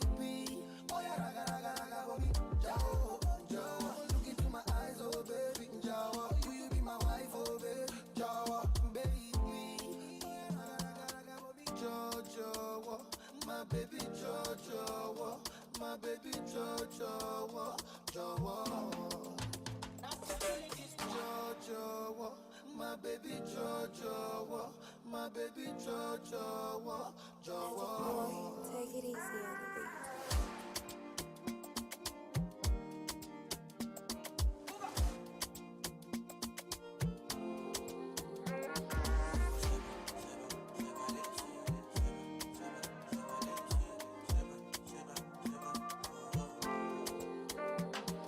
Stacking up my money, no time for your shit. Money kulapo, I don't care for your hate. Me no fighting, me no fighting. Throwing down drums from bungalow out there. I did my penthouse, you can't even reach me. Me no frightened. It is not your fight, stand down. I'm not the one, calm down. You know I'm not your problem. You can't be me, why bother? Don't have your time now. Ole mumi bow down. To bambino farabale. Oboya ko lari mole. Okay. It's okay, let them see.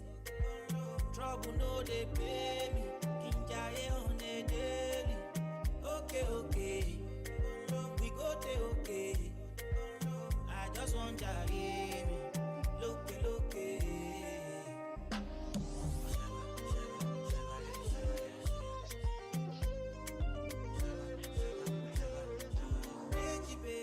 It's your daddy.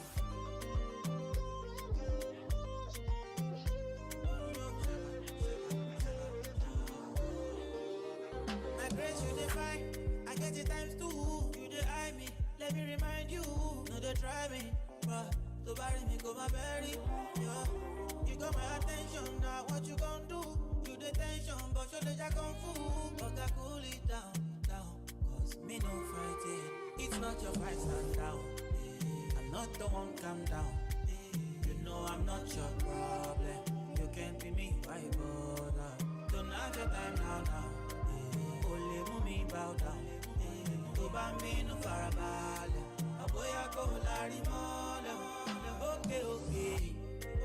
It's okay, let them see. Trouble no they pay me. Kinjaye on a daily. Okay. We go te okay. I just want to hear me. Look.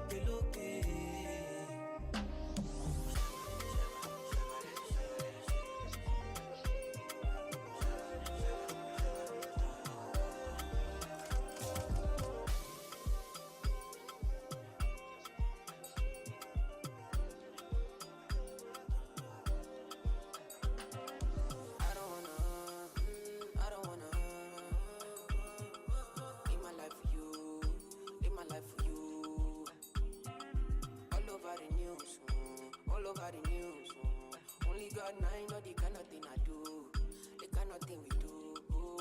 Man, I thank God I got the lead. Say God no ungodly. Oluwa na ain't comforting me. When these people they come body me, man I thank God I got the lead. Say God no ungodly, Oluwa na ain't comforting me. When these people they come body me, it's why I die sometimes. Nah, nah, nah, nah. A little Henny and ice. Nah, nah, nah, nah. Make a fitty cool over man. Nah, nah, nah. Make a live this life. Nah, nah.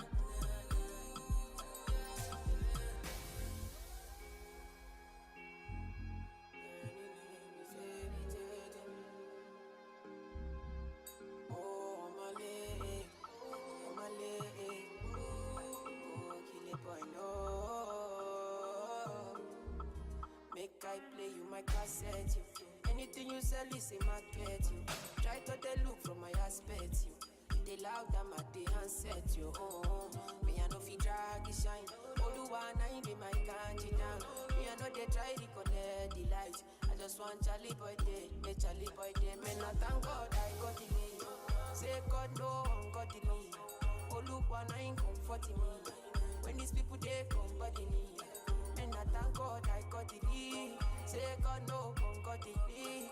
Oluwa na him comforting me. When these people they come body me. It's why I die sometimes. Nah, nah, nah, nah. A little Henny and ice. Nah, nah, nah, nah. Graffiti cool over mine. Nah, nah, nah. Just believe, yeah. Back then when I was a young kid, Charlie was trying to run on me. I've been going on my own. I've been doing things unknown. It's a day one, you running right back. Say the drama, you running off track. It's a one life, you tell me one life. One time, you tell me one time. Open your eyes, baby. Can you be wise, cause I'm a pride, baby. I'm on the way, I'm on the run, baby. Leave me alone, take it by now. But you want it, say you want chance to what it on me. I feel now what it back. Turn you right around, take it my way. So tell me what you need from me now. I know what you need to be now, cause I'm done with it now. No more damages now. Say, tell me what you need from me now. I know what you need to be now, cause I'm done with it now. No more damages, no more damages. Back then when I was a baby girl, I was yours and you were my world. Tell me what you wanna do for me now. Take it down and I will hold you to run my race, cause you run it right there. Run my race, cause you take it right there. I've been down, I've been running right there. I've been out, could you take it back there? Pull up tonight, I might be risky. But me stomach, forget the whiskey. But you still wanna get back with me. You tryna be the one and deal with. Don't got my phone, you're not in my mind. You missed the way in at the one chance. I live my life, don't need you with me. Yeah, yeah. So tell me what you need from me now. I know what you need to be now, cause I'm done with it now. No more damages now. So tell me what you need from me now. You know what I need to be now, cause I'm done with it now. No more damages, no. So tell me what you need from me now. I know what you need to be now, cause I'm done with it now. No more damages now. So tell me what you need from me now. I know what you need to be. The international boy, DJ Perez.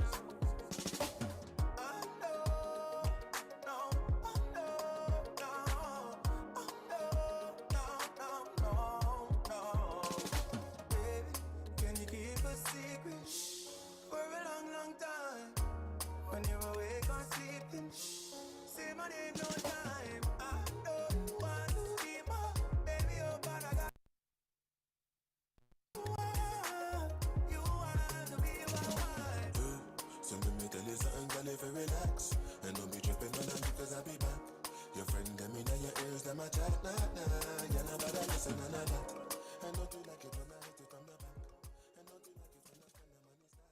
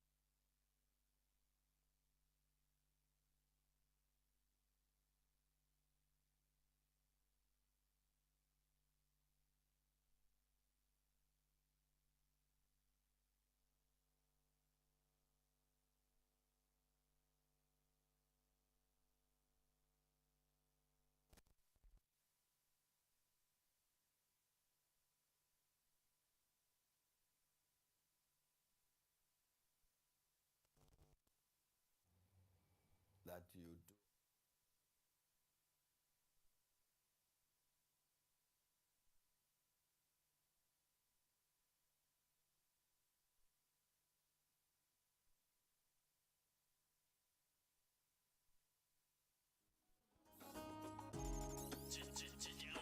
To download my mixes, log on to www.djperez.co.ke. Anyone on your phone, I they call, baby.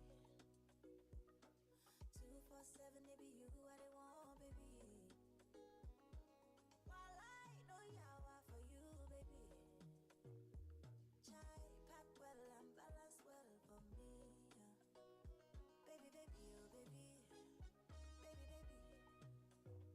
Baby, baby, oh baby. Baby, baby. Yeah, yeah, yeah. Oh baby. Baby, baby, oh baby. Chai, back well and balance well for me.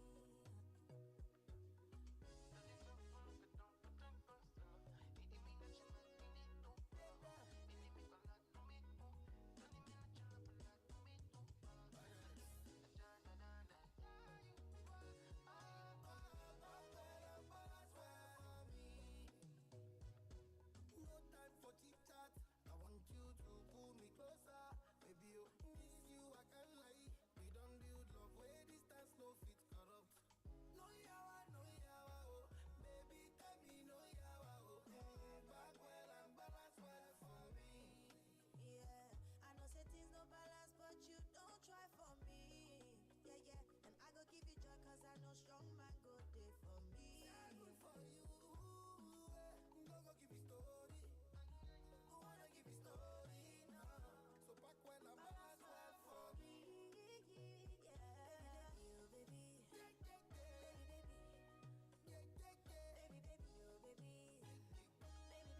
baby. Yeah, yeah, yeah. Oh baby. Baby, baby, oh baby. Child, back well and balance well for me. Celebrate.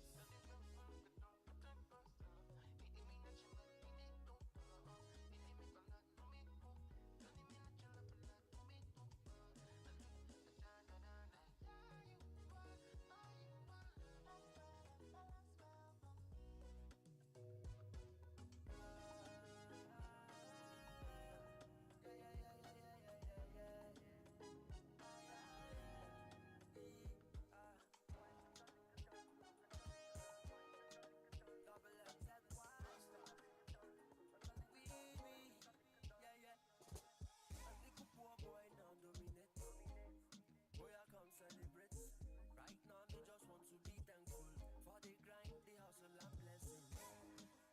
To let my make on it, just we love for Benny. La vie est belle, on est partout. Everything for you, oh yeah. Well, run, come, jubilate. Everything I do, elevate. Small boy, me dominating. Right now, everybody watching me. C'est la route to make on it. Maintenant, tout est réglé. Everything done they call it. Attention, non séparation. Moi et toi c'est pour la vie, yeah. Non séparation. Kaguta, a little poor boy now dominate. Boy I come celebrate. Right now me just want to be thankful for the grind, the hustle and blessing. Tous les moments qu'on est, je suis l'enfant béni. La vie est belle, on est partout. Everything for you, oh yeah. Rubber dub styling, rubber dub. Double my hustle, level up. Loving my sound, and the other up. Girls then call me a lover boy. Everywhere me dominating. Now my song, then they jam it. See the kele as them, they whine it. To the morning for champagne. Sur la route, tu me connais. Maintenant, tout est réglé. Everything done the corner. Attention, non séparation. Moi et toi c'est pour la vie, girl. Non séparation. Kaguta, a little poor boy now dominate. Boy I come celebrate. Right now me just want to be thankful for the grind, the hustle and blessing. Tous les moments qu'on est, je suis l'enfant béni.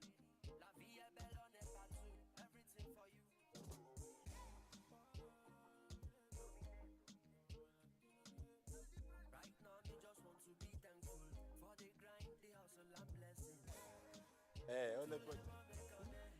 Je suis l'enfant béni. La vie est belle, on est partout. Everything for you. Oh yeah.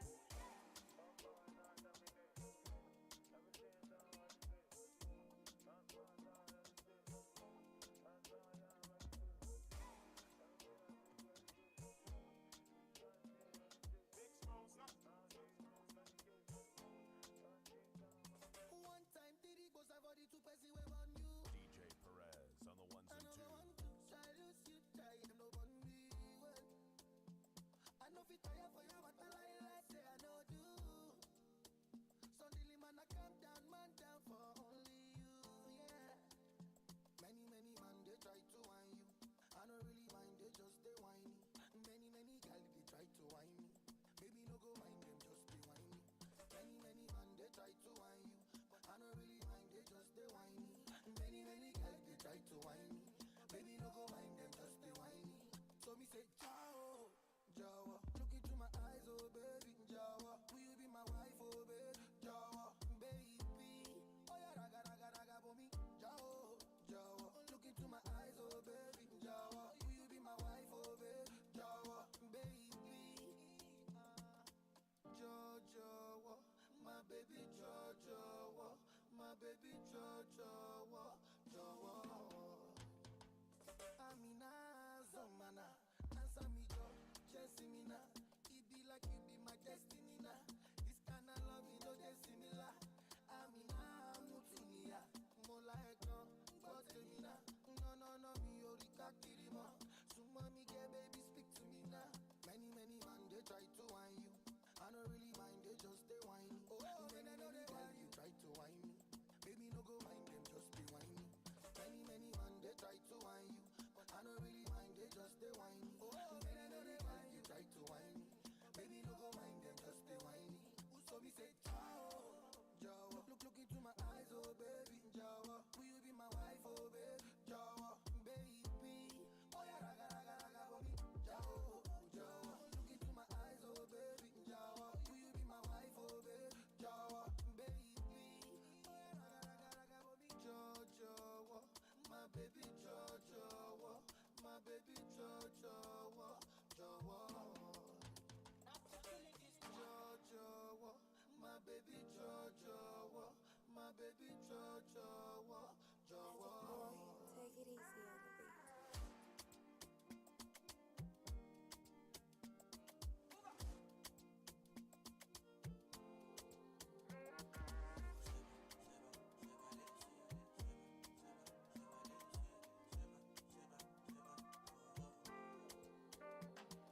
Stacking up my money, no time for your shit.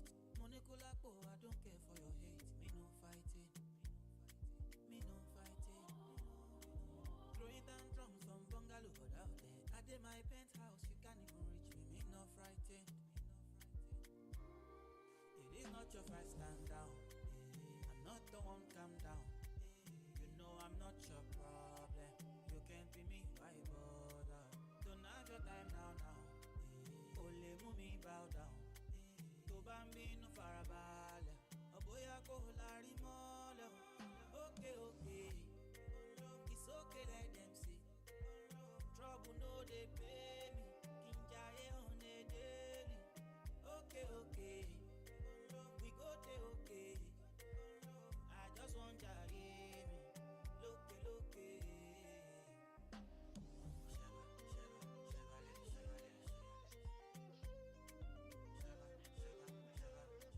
Baby, it's your daddy.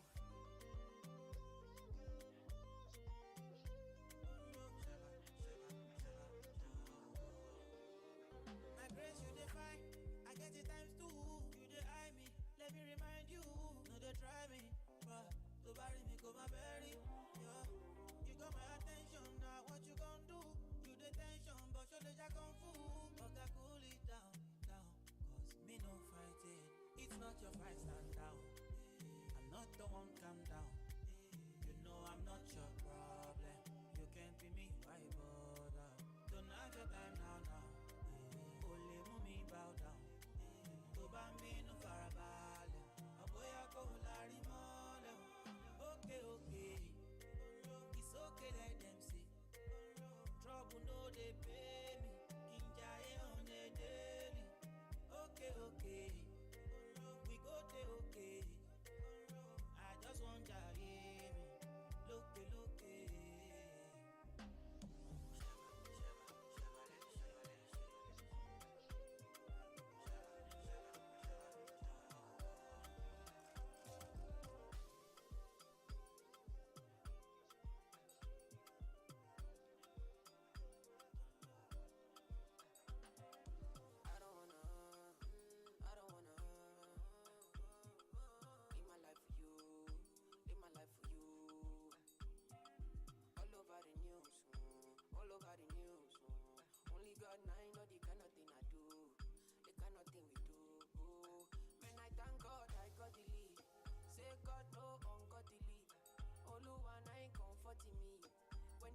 they come body me.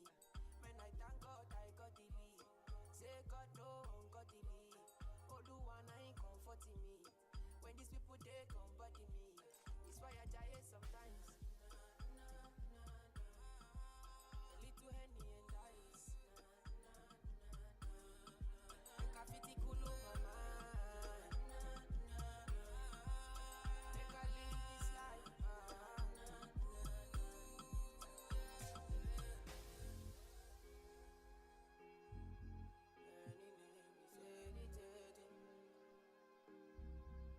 Oh, my leg. Oh, my leg. Oh, kill it, boy, no. Make I play you my cassette, you. Anything you sell is a market, you. Try to they look from my aspect, you. They loud them at the handset, you. Oh, me I know fi drag it shine. All the one I be my country down. Me I know they try to connect the light. I just want Charlie boy day, make Charlie boy day. Man, I thank God I got the lead. Say God no one got the lead. All the one I ain't comforting me. When these people they come body me. Man, I thank God I got the lead. Say God no one got the lead. All the one I ain't comforting me. When these people they come body me. It's why I die sometimes. A little Henny and ice. Graffiti cool over my mind. I just wanna live this life. Back then when I was a new youngin', Charlie, you were trying to run on me. I've been going on my own.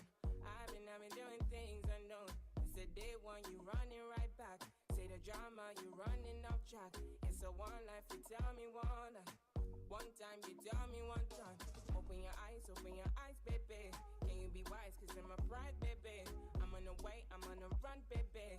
Leave me alone, take it by now. I put you on it. Say you want chance to what it on me, I feel now what it back. Turn you right around, take it my way. So tell me what you need from me now. I know what you need to be now, cause I'm done with it now. No more damages now. Say, tell me what you need from me now. I know what you need to be now, cause I'm done with it now. No more damages, no. No more damages. Back then when I was a baby girl, I was yours and you were my world. Tell me what you wanna do for me now. Take you down and I will hold you to run my race, cause you run it right there. Run my race, cause you take it right there. I've been down, I've been running right there. I've been out, could you take it back there? Pull up tonight, I might be risky. Buy me stomach, forget the whiskey. But you still wanna get back with me. You tryna be the one and deal with. Don't got my phone, you're not in my man. You missed the way in at the one chance. I live my life, don't need you with me. Yeah. So tell me what you need from me now. I know what you need to be now, cause I'm done with it now. No more damages now. So tell me what you need from me now. You know what I need to be now, cause I'm done with it now. No more damages, no. So tell me what you need from me now. I know what you need to be now, cause I'm done with it now.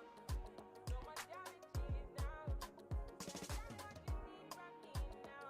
I know what you need to be now, cause I'm done with The international boy, DJ Perez.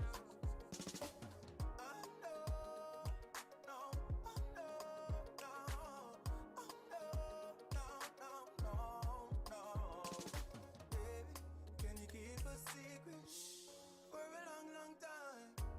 When you're awake or sleeping, say my name no time. I don't want to be my baby, oh, but I got my wife. I know you want to be my wife. So let me tell you something, girl, if you relax. And don't be tripping on them because I'll be back. Your friend, them in your ears, them a chat, nah. You're not bad, listen, none of that. And don't you like it when I hit it from the back? And don't you like it when I spend the money stack? I got a wife, but no worry about that. You already knew that when I met you on the back. I know you wanna spend more time. I know you wanna spend more time. But hey, baby, can you keep a secret for a long, long time? When you're awake or sleeping, say my my name no time. I don't want to be my baby, oh, but I got my wife. I know you want to be my wife. Me know me young, but that not mean tell me dumb. Me girl, I'm tryna show you where I'm coming from. You're only talking crazy cause I make you come every time I bring you closer, closer. Smack your booty and choke ya. March like a soldier when I tell you come over. Yeah. I know you wanna spend more time, spend more time. I know you wanna spend more time.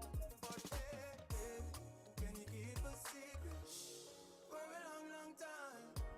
While you're awake or sleeping, say my name no time. I don't want to be my baby, oh, but I got my wife. I know you want to be my wife. Wanna dance to the beat, wanna conversate. Might end up in a bed if it comes to that. It could be about a week when we on vacay. You know you got it coming when you come my way. Might fuck up in this club, got a song away. I tend to love for the woman that's the one for me. I give you everything, you still want it all from me. Don't pull up when you need company. I know you wanna spend more time, spend more time. I know you wanna spend more time. But hey, baby, can you keep a secret? So clear and steady. Hey. All right, sorry, the Right Honorable is still having an interview, but please, I kindly request that whoever is outside and you're part of us, we are ready to start our afternoon session. Thankfully, we did take up one of the panels much earlier on, and so we will just have one panel before we get to end of today, which is also our opening ceremony. So please, ladies and gentlemen, if you heard a neighbor seated next to you, I want to believe that you had already exchanged pleasantries and you by now have their number. Ask them to get back so we can start our afternoon session because we've overshot the time that we were meant to kick off this particular one. So please, let's all get gathered wherever we are and start off again.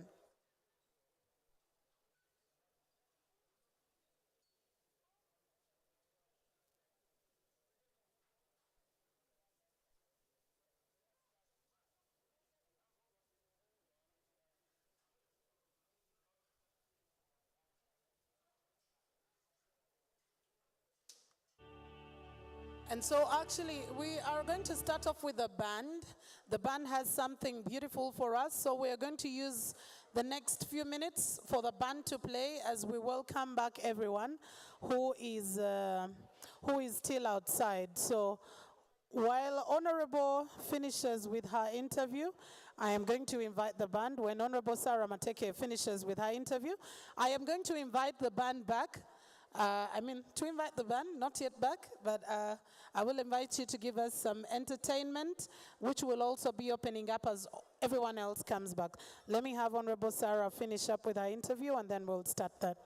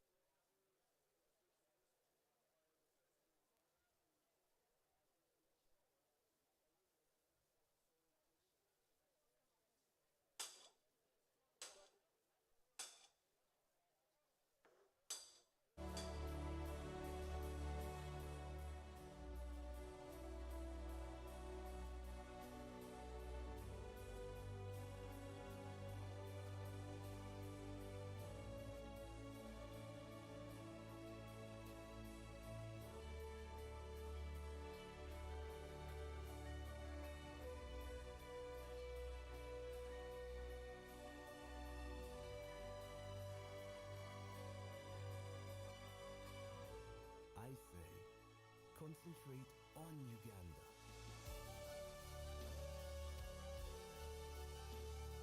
For magnificence, for variety of form and color, for profusion of brilliant life, bird, insect, reptile, beast, and for vast scale.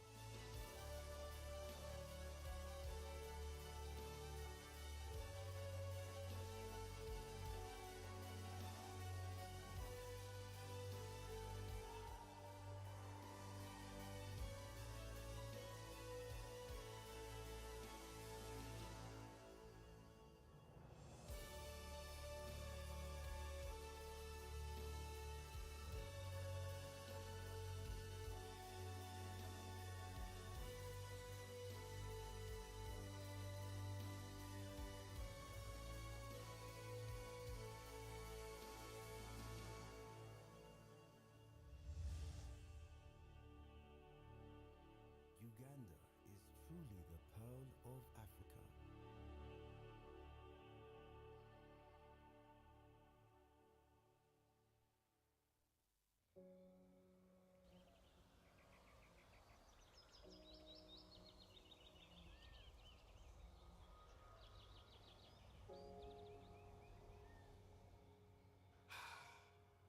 Guys, we are almost graduating.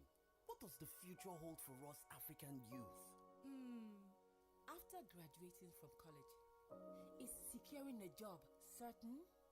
I want to further my education. Why shouldn't I leave this country to seek other opportunities?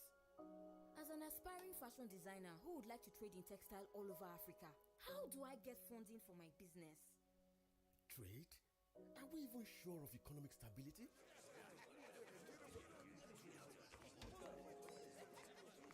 As for me, I just want to expand our family farm and set up a food processing company. But how can I easily transport and sell my goods to other African countries? Have you not heard of Agenda 2063? What is Agenda? All right, ladies and gentlemen, I welcome you back and thank you so much for staying with us here. This feels like coming from a TV commercial, but it's okay. Let me invite the band to give us some entertainment interlude as we all get seated once again. We only have one section for the afternoon, so it won't take us long. We did one of the panels earlier on before His Excellency arrived. So we're just going to have one particular panel. Our session moderator is already here as well, so that won't take us long. But let me invite the band to give us a music interlude as everyone gets settled, and then we'll start with our afternoon panel. To you, the band now.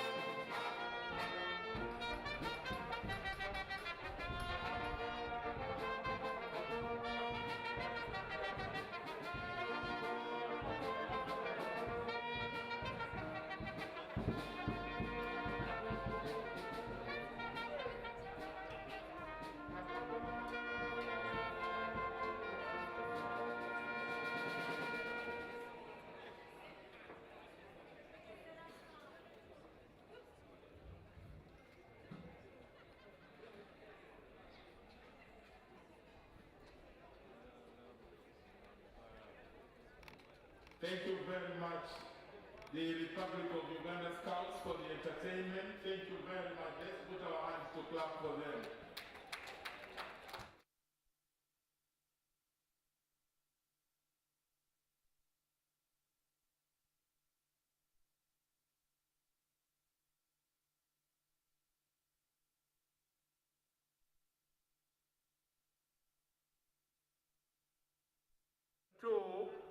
To tomorrow in the morning.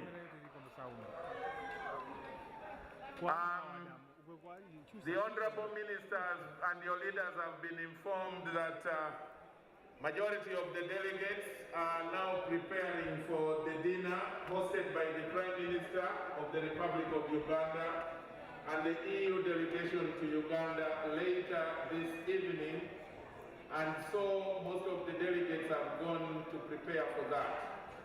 But the validation of the Aprm Youth Toolkit for Targeted Refugees is a very important one that we need when you're fresh to discuss, to listen to and discuss.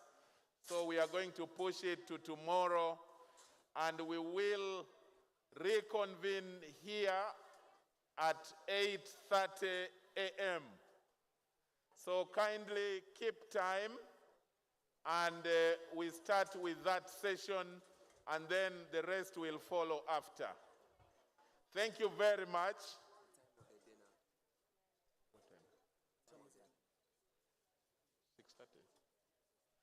The dinner this evening is at 6:30 at the Lakeside View. Kindly go and prepare for it. Thank you very much. Those who will later go to enjoy Kampala, to enjoy Uganda, kindly ensure you take care of your security. Uganda is very safe, Kampala is safe, but security is mostly your personal handling. So make sure you have proper contacts with you as you move, of your colleagues, especially from within Uganda, so that in case you have any problem, you can be helped instantly. Otherwise, Uganda is safe. Just ensure you are a little more vigilant. Those who are sleeping here, wherever you are sleeping in your rooms, ensure that you don't leave your room unopened or unattended to. Ensure when you're outside or you have entered the room, you lock the door behind you. But I'm sure you will all be safe. Enjoy Uganda. Thank you very much.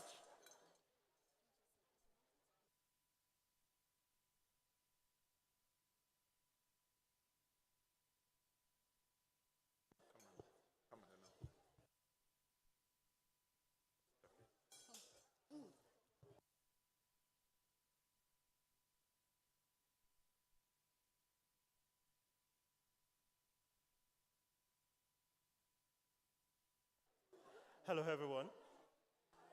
Please, can I have your attention, please?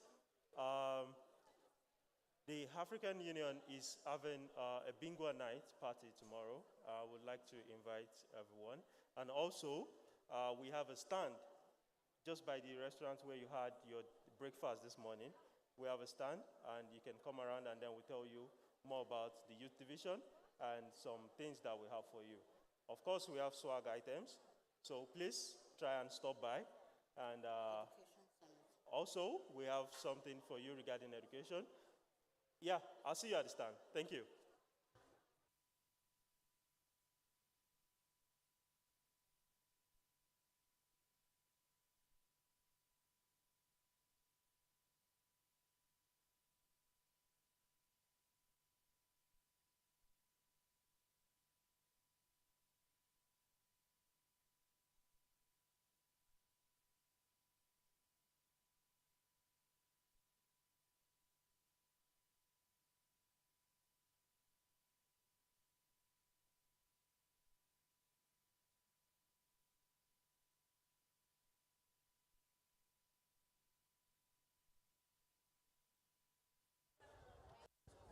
Sorry, everyone. I just wanted to add that the African Union program will be happening in the ballroom, the Speak Ballroom, and then the first session is from 2 to 4 p.m.